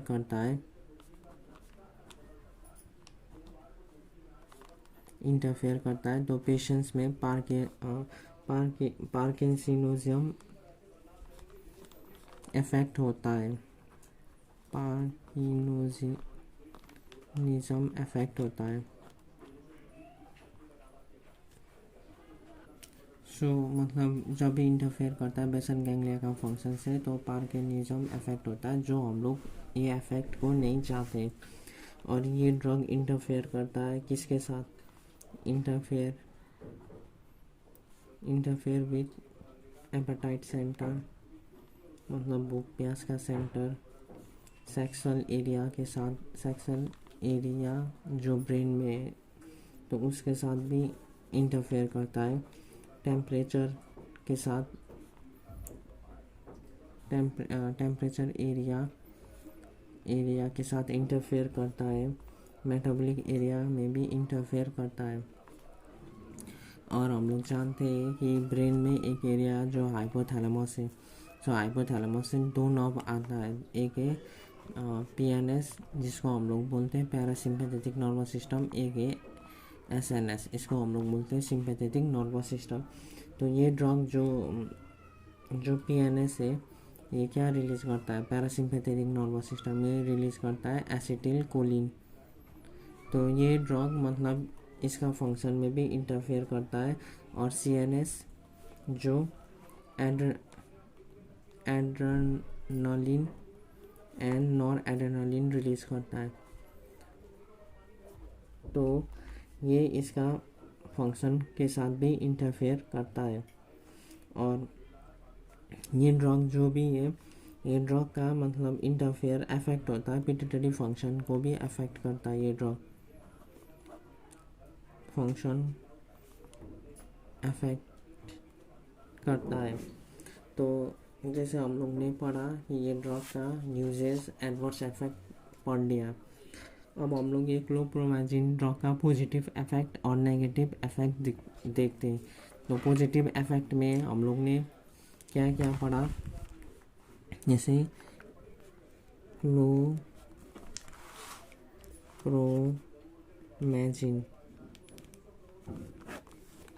इसका पॉजिटिव इफेक्ट क्या है और इसका नेगेटिव इफेक्ट क्या है। जैसे पॉजिटिव इफेक्ट में, पॉजिटिव इफेक्ट मतलब जो इफेक्ट हम लोग चाहते हैं, मतलब ड्रग से जो इफेक्ट हम लोग चाहते हैं उसको बोलते हैं पॉजिटिव इफेक्ट। तो पॉजिटिव इफेक्ट में हम लोग क्या पढ़े, use to treat साइकोसिस,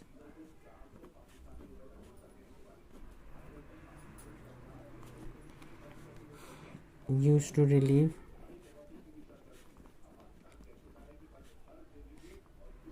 severe pain, जैसे कैंसर पेन हुआ और other type of severe pain है। हिकअप्स में हम लोग यूज़ कर सकते हैं, वॉमिटिंग में हम लोग यूज़ कर सकते हैं, ईचिंग में हम लोग यूज़ कर सकते हैं। और सम टाइम हम लोग ने ये डिस्कस नहीं किया पर हम लोग आगे डिस्कस करेंगे, हम लोग लैक्टोगॉग में भी यूज़ कर सकते हैं। और लैक्टोगॉग मतलब क्या है, लैक्टोगॉग मतलब ये क्या करता है, मतलब इसका मतलब है एक्ट लैक्टोगॉग मतलब इंक्रीज ऑफ लैक्टेशन,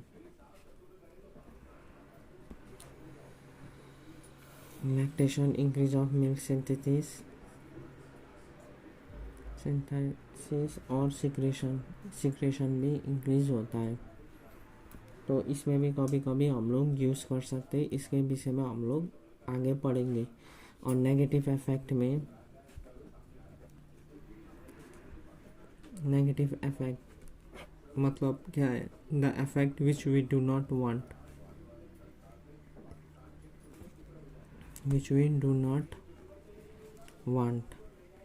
तो इसमें क्या है नेगेटिव इफेक्ट, मतलब ये ड्रग यूज़ करने से क्या कॉज करता है, मतलब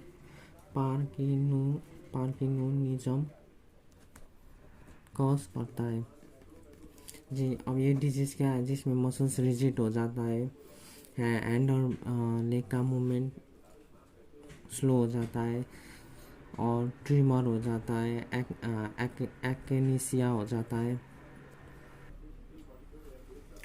सो हम लोग अब पढ़ते हैं, जैसे ब्रेन है, ब्रेन में एक सेंटर है जिसको हम लोग हाइपोथैलेमस बोलते हैं। हाइपोथैलेमस से एक ग्लैंड जुड़ा है जिसको हम लोग पिट्यूटरी ग्लैंड बोलते हैं।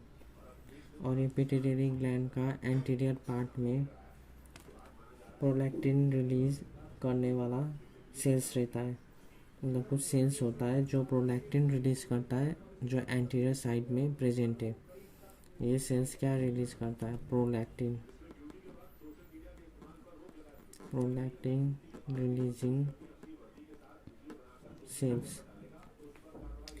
और हाइपोथैलेमस से मतलब रिलीज होता है डोपामिन, ये डोपामिन रिलीज होकर ये प्रोलैक्टिन रिलीजिंग सेल्स में ऐड करता है। और जब डोपामिन प्रोलैक्टिन रिलीजिंग सेल्स में ऐड करता है तो इसकी वजह से प्रोलैक्टिन रिलीज इनहिबिट होता है।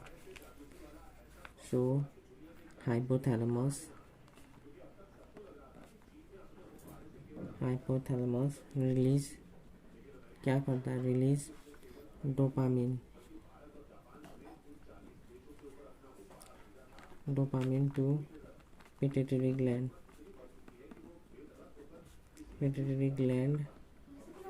in prolactin cells, and due to this prolactin release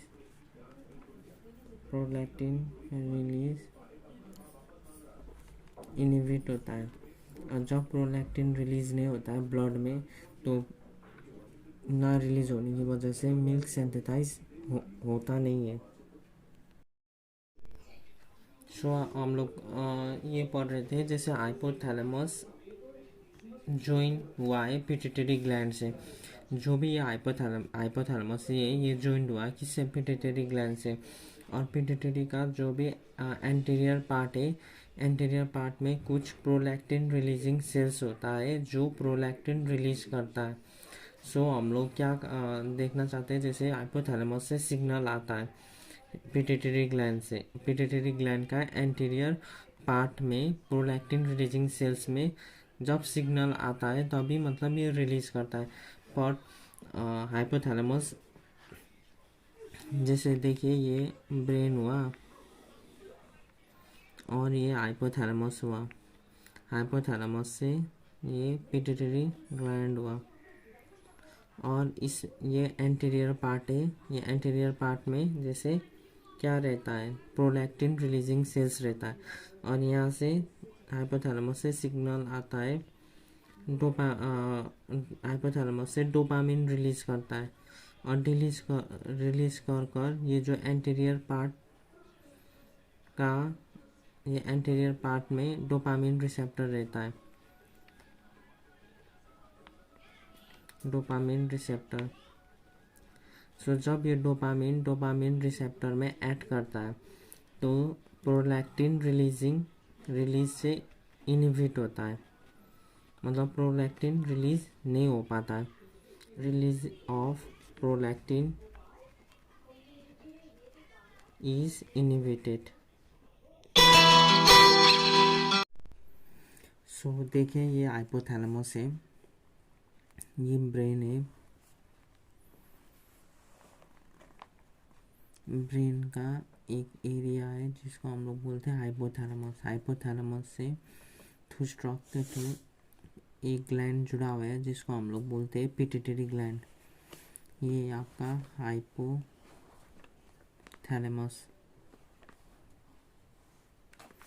और ये पिट्यूटरी ग्लैंड है।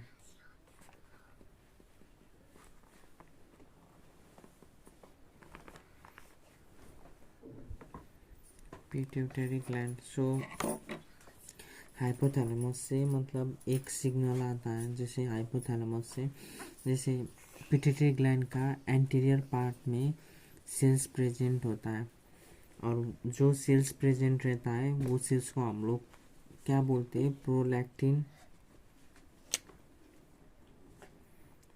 Releasing cells. और क्या होता है, जैसे हाइपोथैलेमस से एक वायरिंग आता है जो डोपामिन रिलीज करता है। यहाँ पर सेल्स में जो प्रोलैक्टिन रिलीजिंग सेल्स में एक रिसेप्टर रहता है जिसको हम लोग डोपामिन रिसेप्टर बोलते हैं।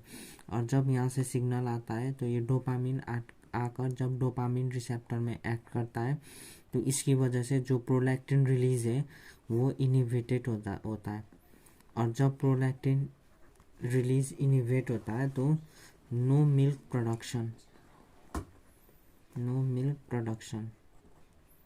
मतलब इसमें रोल किसका है? जैसे डोपामिन आकर इनहिबिट करता है प्रोलैक्टिन रिलीजिंग, तो इसकी वजह से प्रोलैक्टिन रिलीज नहीं हो पाता है। और जब प्रोलैक्टिन रिलीज नहीं होता है तो प्रोलैक्टिन ब्रेस्ट में एक्ट नहीं कर पाता, तो इसकी वजह से मिल्क सिंथेसिस और मिल्क सिक्रेशन नहीं हो पाता। तो इसकी वजह से सो दिस वे मतलब ये मैकेनिज्म के थ्रू मतलब डोपामिन इसमें भी रोल प्ले करता है। तो हम लोग जैसे ये तो डोपामिन जब इनहिबिट करता है प्रोलैक्टिन रिलीजिंग सेल्स को और जब नहीं करता, जैसे हम लोग ये ब्रेन हुआ और ये हाइपोथैलेमस हुआ और यहाँ से जैसे ये आया ये पिट्यूटरी ग्लैंड हुआ और जैसे यहाँ पर एक सेल्स है एंटीरियर पार्ट में, तो यहाँ से जो डोपामिन आया यहाँ पर और ये डोपामिन रिसेप्टर है। पर अगर ये डोपामिन मतलब प्रोलैक्टिन रिलीज सेल्स को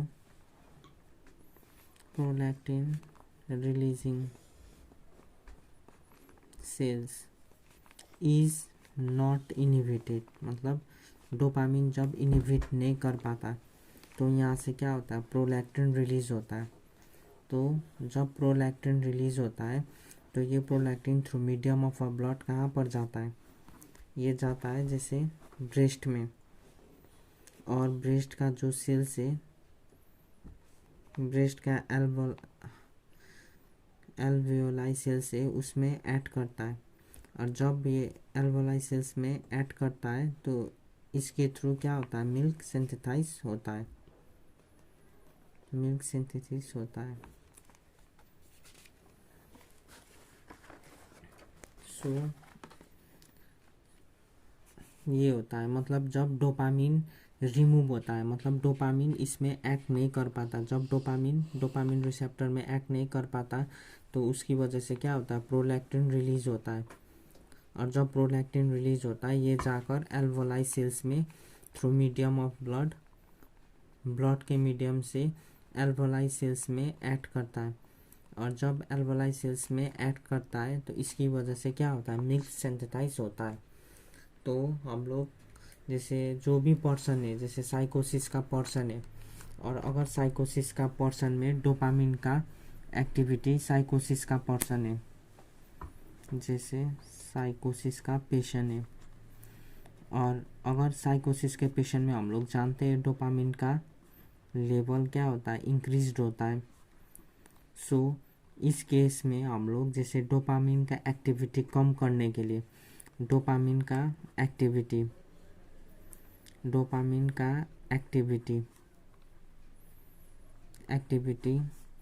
कम करने के लिए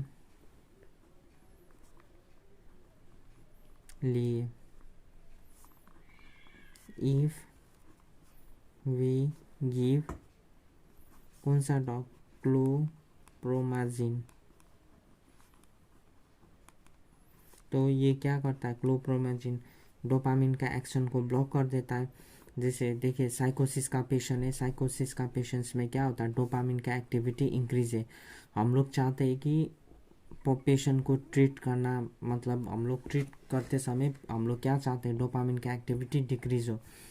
जब डोपामिन का एक्टिविटी कम करने के लिए हम लोग जब क्लोप्रोमाजिन का यूज़ करते हैं तो ये ब्लॉक करता है किसको, डोपामिन का एक्शन को। So if we give chlorpromazine drug, तो ये ड्रग क्या करता है, block the action of dopamine. और जब डोपामिन का एक्शन ब्लॉक होता है तो क्या होता है, जैसे हम लोग ने क्या पढ़ा, डोपामिन का एक्शन ब्लॉक हुआ, तो डोपामिन का एक्शन जब ब्लॉक हुआ तो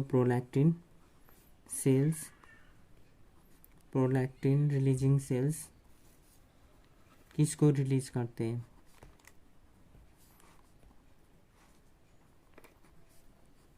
रिलीज प्रोलैक्टिन। और जब ये प्रोलैक्टिन रिलीज होता है तो ये जाकर ऐड करता है किस में, ब्रेस्ट का एल्वोलाई सेल्स में। और जब ये एल्वोलाई सेल्स में ऐड करता है तो इसकी वजह से क्या होता है, मिल्क सिंथेसिस होता है और एंड सिक्रेशन भी होता है, मिल्क सिंथेसिस और सिक्रेशन होता है। और इसी को हम लोग बोलते हैं, क्योंकि जो मिल्क सिंथेसिस और सिक्रेशन है ये अनवांटेड है, तो इसी को हम लोग बोलते हैं गैलेक्टोरिया।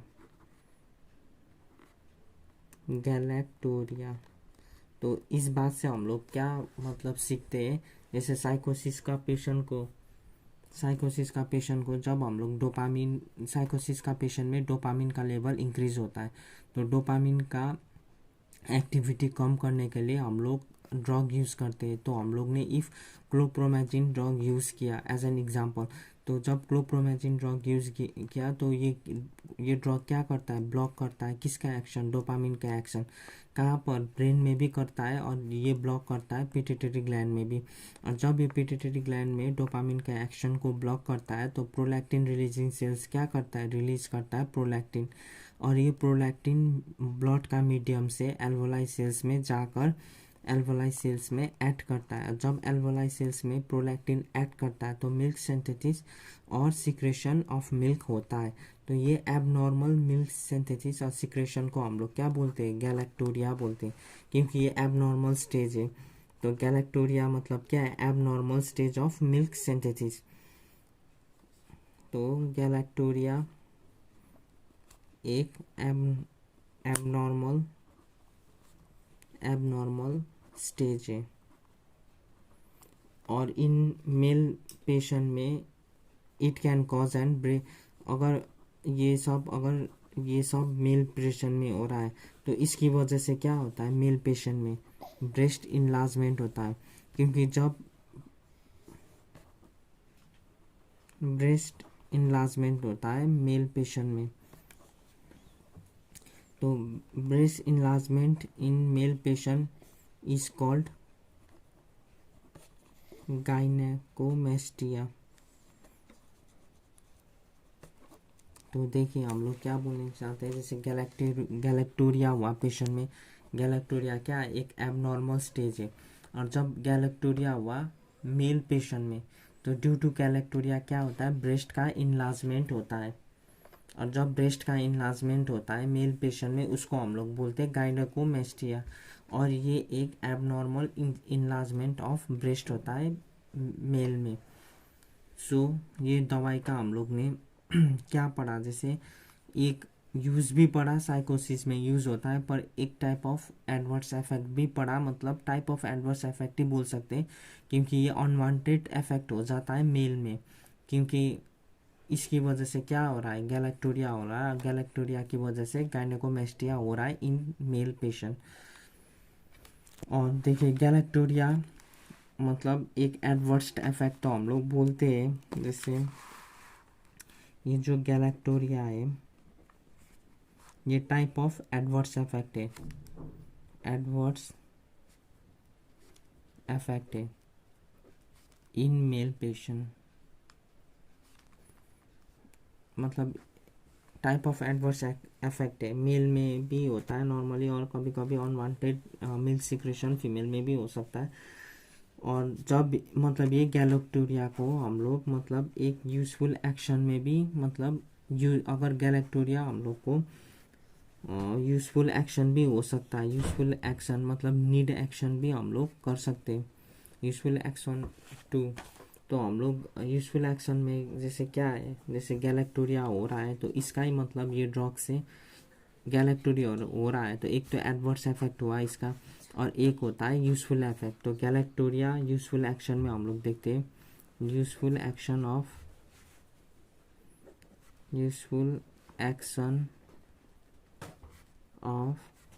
गैलेक्टोरिया। तो यूज़फुल एक्शन ऑफ गैलेक्टोरिया में एक मदर है, वन मदर मतलब एक मदर है who have given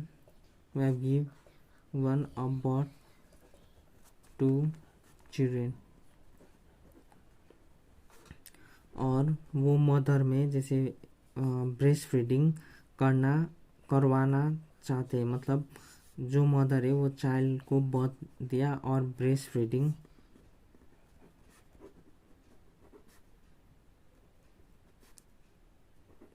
is important.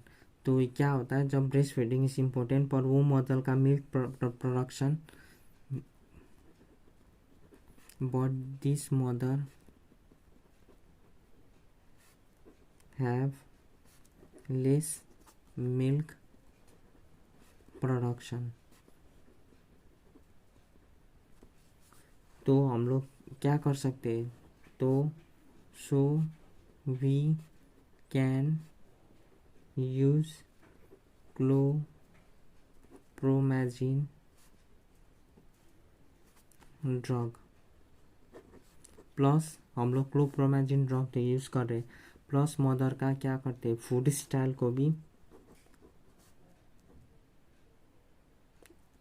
Improve करते हैं, इम्प्रूव करते हैं टू इंक्रीज मिल्क प्रोडक्शन। तो देखिए हम लोग क्या बोल रहे हैं, जैसे एक मदर है जिसने एक चाइल्ड को बर्थ दिया, पर वो मदर जैसे चाइल्ड को बर्थ किया तो उस जब एक स्टेज रहता है जिसमें ब्रेस्ट फीडिंग बहुत इम्पोर्टेंट रहता है, तो वो स्टेज में अगर ब्रेस्ट वो मदर मतलब उस मदर का जो ब्रेस्ट फीडिंग मतलब नहीं करवा पा रही है क्योंकि उनका मिल्क प्रोडक्शन बहुत कम है, तो उस केस में हम लोग क्लोप्रोमेजिन ड्रग यूज़ कर सकते हैं। प्लस हम लोग को फूड स्टाइल भी इम्प्रूव करना पड़ता है वो मदर का, किसके लिए, to increase the milk production. तो ये एक यूजफुल एक्शन हुआ किसका, गैलेक्टोरी मतलब क्लोप्रोमेजिन से जो एडवर्स इफेक्ट हुआ था गैलेक्टोरिया, तो एक यूजफुल एक्शन हुआ किसमें, जो मदर ने चाइल्ड बर्थ दिया था और जिसमें ब्रेस्ट फीडिंग नहीं हो रहा था, तो उस केस में गैलेक्टोरिया क्या हुआ, एक यूजफुल एक्शन हुआ। तो chlorpromazine can be use as a lactogogue. तो हम लोग क्या बोलते हैं, देयरफॉर क्लोप्रोमेजिन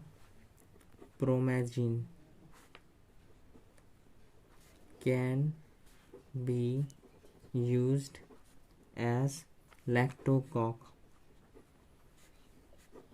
लैक्टोगॉक मतलब मिल्क सिंथेसिस में हेल्प करना। कौन हेल्प कर रहा है, हम लोग ने मतलब ये सारा चीज़ में कंक्लूजन क्या निकला कि chlorpromazine can be used for a lactogogue action. और जैसे but for this mother should take a proper food plus water intake, मतलब फूड और वाटर इनटेक इंक्रीज करना पड़ता है, प्लस डोपामिन का सिग्नल जो मतलब ये ड्रग मतलब डोपामिन का सिग्नल वो करता है जिसकी वजह से मतलब मिल्क सिंथेसिस में हेल्प होता है। But this unwanted this drug can cause an galactorrhoea, मतलब अनवांटेड इफेक्ट जैसे गैलेक्टोरिया, और wanted action as an lactogogue. और जैसे एक फीमेल पेशेंट है जिसमें साइकोसिस है, और जब ये फीमेल पेशेंट में साइकोसिस है और if she is taking chlorpromazine drug and by this drug if prolactin is release. एक फीमेल पेशेंट है, जैसे देखिए एक फीमेल है, फीमेल हैविंग साइकोसिस, वो साइकोसिस का पेशेंट है ना, और वो फीमेल क्या टेक करे, she is taking chlorpromazine drug, और ये drug due to this drug मतलब ये ड्रग की वजह से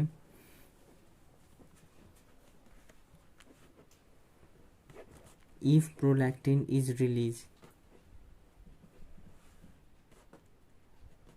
प्रोलैक्टिन रिलीज हुआ तो उस लेडी में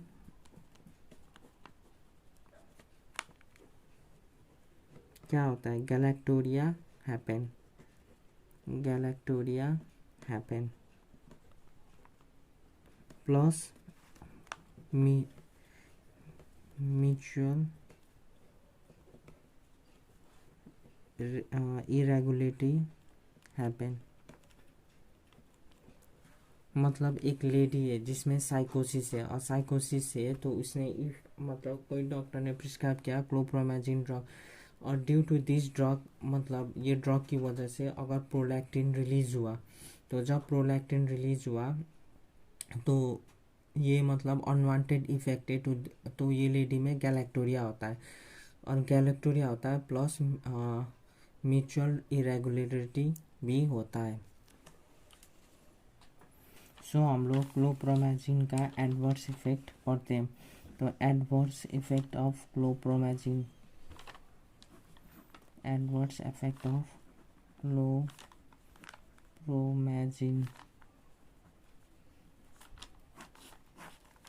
तो इसमें हम लोग फर्स्ट एडवर्स इफेक्ट क्या है, गैलेक्टोरिया जो हम लोग ने डिस्कस किया था आगे, और उसके बाद म्यूचुअल इरेगुलेटरी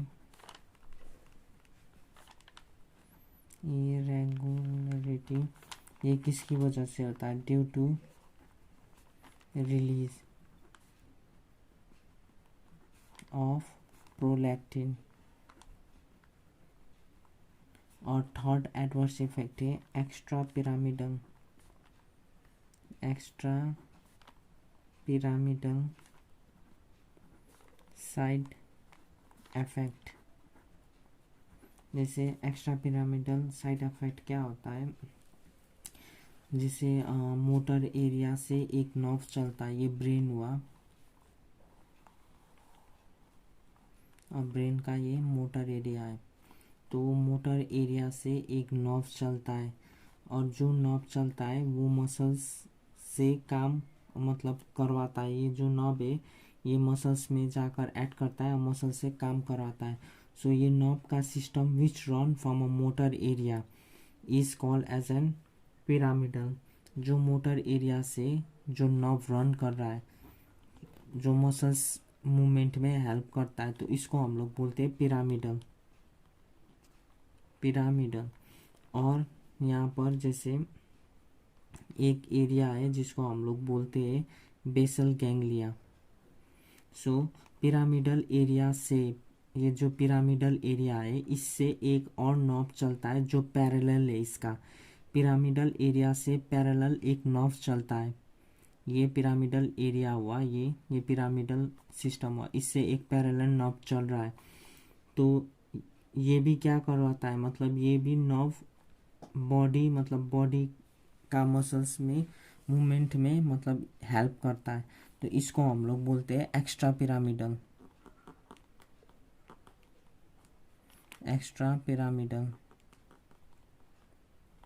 तो जैसे हम लोग जैसे बेसल गैंग्लिया में देखिए, ये बेसल गैंग्लिया में डोपामिन एक न्यूरोट्रांसमीटर जैसा काम करता है।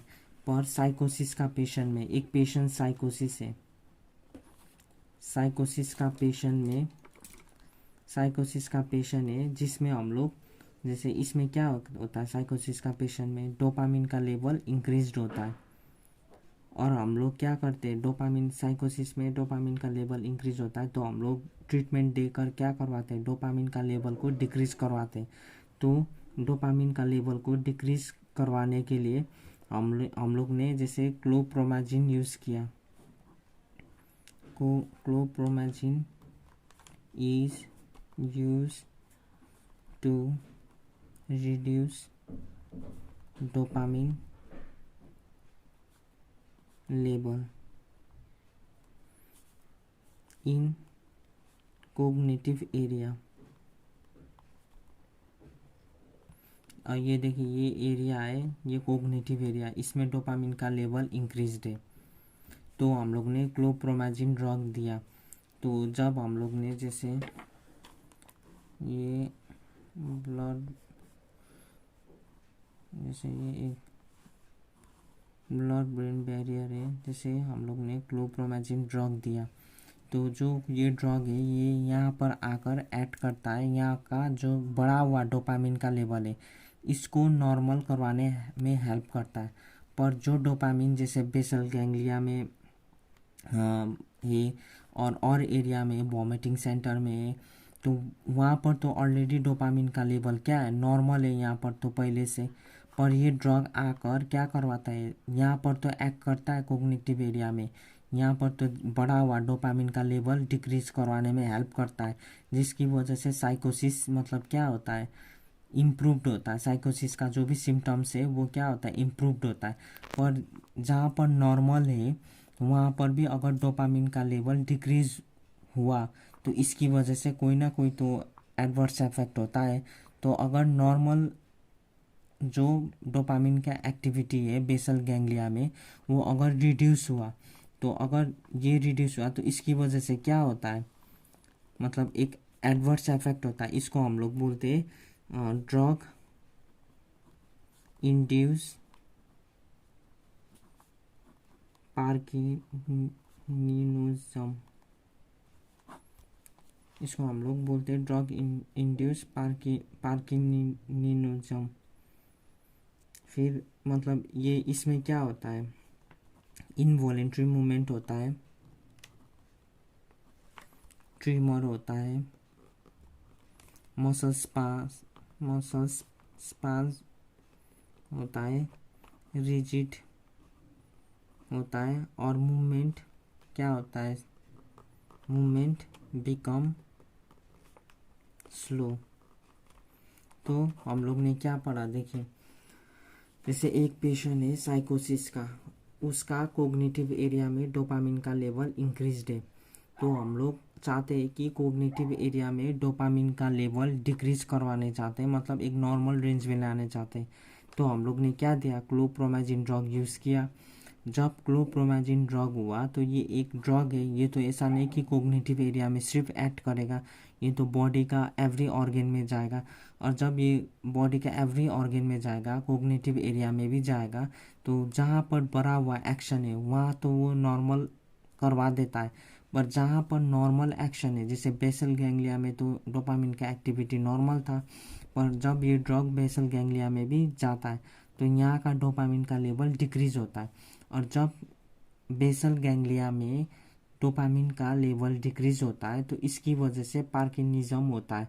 तो ये टाइप ऑफ पार्किनिज्म जो ड्रग से होता है, ड्रग की वजह से होता है, तो इसको हम लोग बोलते हैं ड्रग इंड्यूस पार्किनिज्म।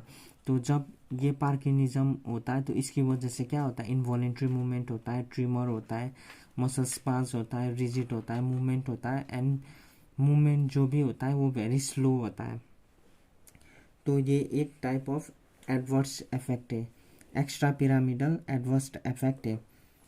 ये क्या है, एक्स्ट्रा पिरामिडल एडवर्स इफेक्ट है। सो हम लोग ने पढ़ा कि क्लोप्रोमाजिन ड्रग जो मतलब रिड्यूस करता है, तो वो डोपामिन मतलब वो ये एरिया में तो इंक्रीज है, इसको तो वो नॉर्मल रेंज में लाता है, पर जो एरिया में नॉर्मल है उसको क्या करवाता है, और डिक्रीज कराता है, इसकी वजह से ये इफेक्ट होता है। तो हम लोग ने एडवर्स इफेक्ट में ये पढ़ा। और उसके बाद जैसे क्लोप्रोमाजिन ड्रग का इफेक्ट, जैसे अल्फा रिसेप्टर में क्या होता है, जैसे हम लोग अब पढ़ेंगे, जैसे क्लोप्रोमाजिन का एक्शन ब्लड वेसल्स में, मतलब एडवर्स इफेक्ट ही, ये भी एडवर्स इफेक्ट ही करता है। तो इसमें क्या रहता है, जैसे सिंपैथेटिक नर्वस सिस्टम किस में ऐड करता है, ये जैसे ये एक यहाँ से सिंपैथेटिक नर्वस सिस्टम निकल रहा है, तो ये ब्लड वेसल्स हुआ, ब्लड वेसल्स में आपका ये अल्फा रिसेप्टर हुआ, अल्फा रिसेप्टर। तो sympathetic nervous system alpha receptor में ऐड करता है। तो जैसे हम लोग जब क्लोप्रोमाजिन ड्रग यूज़ करते हैं, जैसे ये ड्रग हुआ, ये क्लोप्रोमाजिन,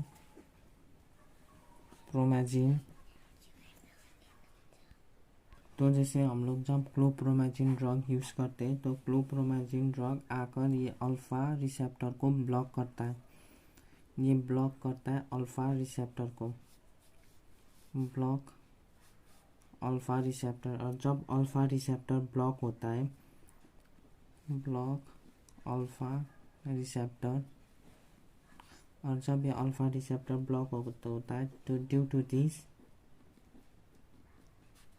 ब्लड वेसल्स क्या होता है, डायलेट होता है, ब्लड वेसल्स डायलेट होता है, और जब ब्लड वेसल्स डायलेट होता है बीपी फॉल होता है, और जब बीपी फॉल होता है तो इसकी वजह से क्या होता है, पोस्चुरल हाइपोटेंशन। तो देखिए हम लोग ने क्या पढ़ा, जैसे क्लोप्रोमाजिन ड्रग यूज़ किया, तो जब क्लोप्रोमाजिन ड्रग यूज़ किया, जैसे सिंपैथेटिक नर्वस सिस्टम में, ये सिंपैथेटिक नर्वस सिस्टम ये मतलब अल्फा रिसेप्टर में एक्ट करता है सिंपैथेटिक नर्वस सिस्टम। और इफ़ पेशेंट साइकोसिस या किसी वजह से अगर हम लोग ने ये मतलब क्लोप्रोमाजिन ड्रग दिया, तो ये ड्रग आकर क्या करता है, मतलब कभी कभी आकर अल्फा रिसेप्टर में भी एक्ट करता है, ब्लॉक कर देता है अल्फा रिसेप्टर को। जब अल्फा रिसेप्टर को ब्लॉक करता है तो इसकी वजह से ब्लड वेसल्स डायलेट होता है, ब्लड वेसल्स डायलेट होता है। और जब ब्लड वेसल्स डायलेट होता है तो बीपी फॉल होता है, और जब बीपी फॉल होता है तो बीपी फॉल होने की वजह से पोस्चुरल हाइपोटेंशन होता है। तो पोस्चुरल हाइपोटेंशन मतलब क्या है? तो पोस्चुरल हाइपोटेंशन का मतलब ये है कि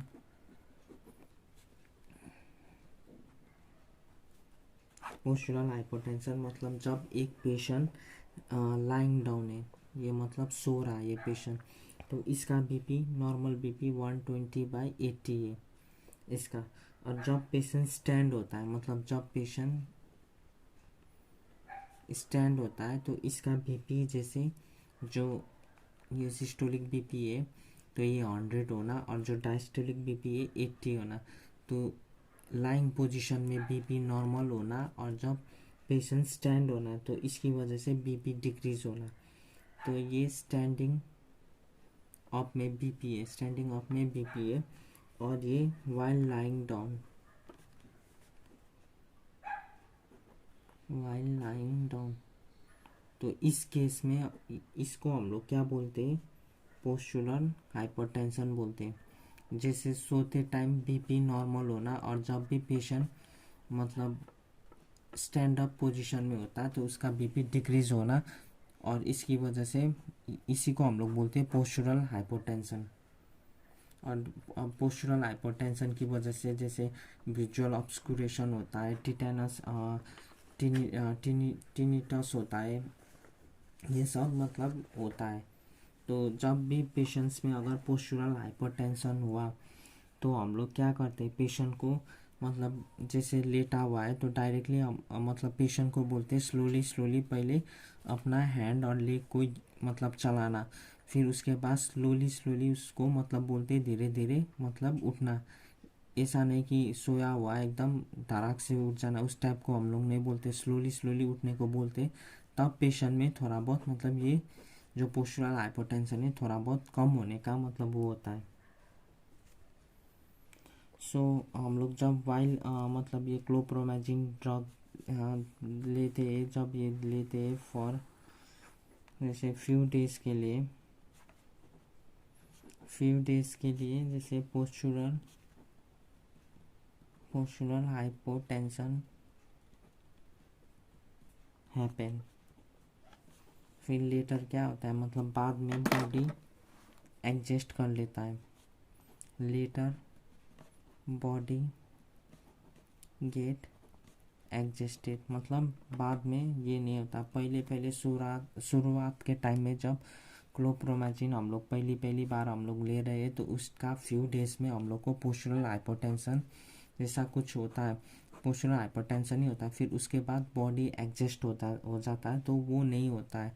तो this happen because chlorpromazine is interfere with the function of CNS।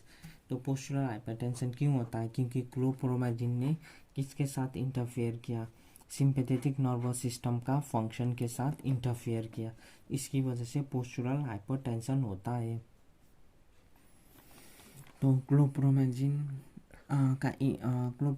Drug का इंटरफेयर हम लोग सिंपैथेटिक नर्वस सिस्टम में तो देख ही लिया, और अब हम लोग डिस्कस करेंगे chlorpromazine interfere with the function of parasympathetic nervous system also.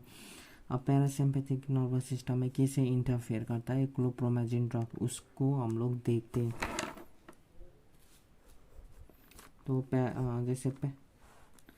जैसे ये यहाँ से हाइपोथैलेमस से पैरासिम्पैथेटिक नर्वस सिस्टम रिलीज होता है, मतलब निकलता है। तो ये जो PNS है, जो पैरासिम्पैथेटिक नर्वस सिस्टम क्या रिलीज करता है? ये रिलीज करता है यहाँ से, ये रिलीज करता है एसिटिलकोलिन।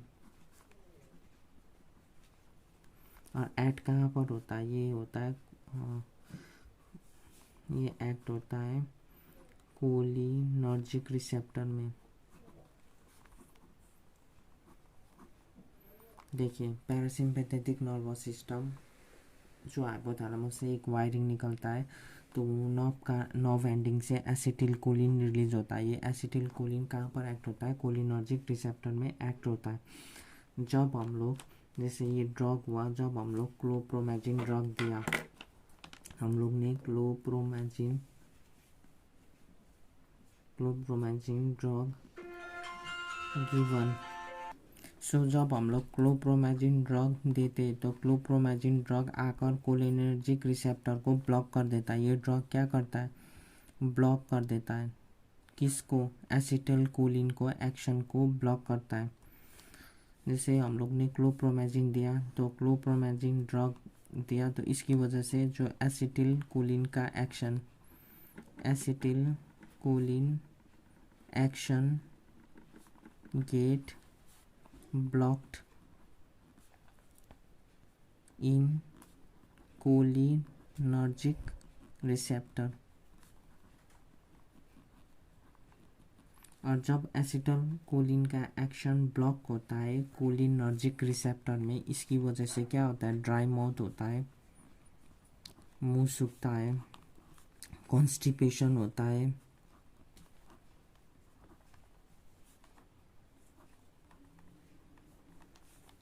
टैकीकार्डिया होता है,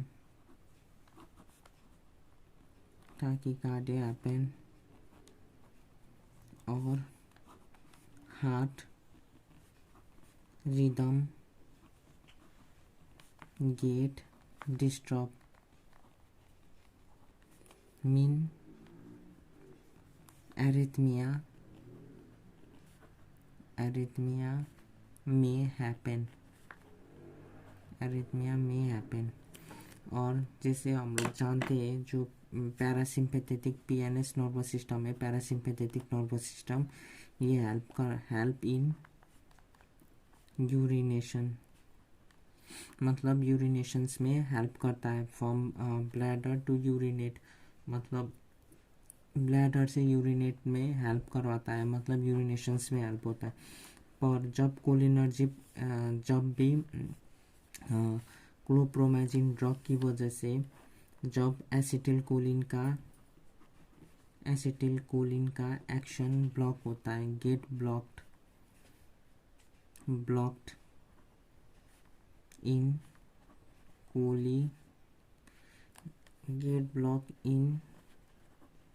कोलिनर्जिक रिसेप्टर। जब acetyl Colin action get block in cholinergic receptor, तो इसकी वजह से यूरिन आउटफ्लो ऑब्स्ट्रक्शन हैपन, मतलब यूरिन पास करने में ऑब्स्ट्रक्शन, मतलब दिक्कत होती है। सो ये सब मतलब एडवर्स इफेक्ट होता है। तो जो भी हम लोग जैसे यूरिन आउटफ्लो एडवर्स इफेक्ट है, ये मोस्टली ओल्ड एज पीपल में, जैसे ओल्ड एज पीपल में क्या होता है? प्रोस्टेट का साइज इंक्रीज होता है, mostly in the male prostate का साइज इंक्रीज होता है, प्रोस्टेट का साइज इंक्रीज होता है। तो इस केस में जब भी हम लोग इफ़ बाय मिस्टेक क्लोप्रोमेजिन ड्रग दिया तो इससे यूरिन आउटफ्लो और भी मतलब सीरियस हो सकता है। मतलब जैसे कोई भी पेशेंट्स में जैसे ओल्ड एज में, मोस्टली ओल्ड एज पीपल में यूरिन आउटफ्लो का फंक्शन डिस्टर्ब रहता है, तो कुछ प्रॉब्लम होता है जैसे, तो उसमें अगर हम लोग क्लोप्रोमेजिन ड्रग इंटरफेयर, मतलब ब्रेन्स के साथ, ऑटोनॉमिक नर्वस सिस्टम के साथ इंटरफेयर किया, तो ये ड्रग एडवर्स इफेक्ट का चांस थोड़ा इंक्रीज होता है ओल्ड एज पीपल में। So like in old age person, जैसे प्रोस्टेट का साइज इंक्रीज होता है कोई पेशेंट्स में, जैसे कोई भी ओल्ड एज पीपल में मोस्टली प्रोस्टेट का साइज इंक्रीज होता है। अगर हम लोग ने ये ड्रग दिया तो यूरिन आउटफ्लो में और भी दिक्कत हो सकता है, मतलब urine outflow problem to happen, chance is more.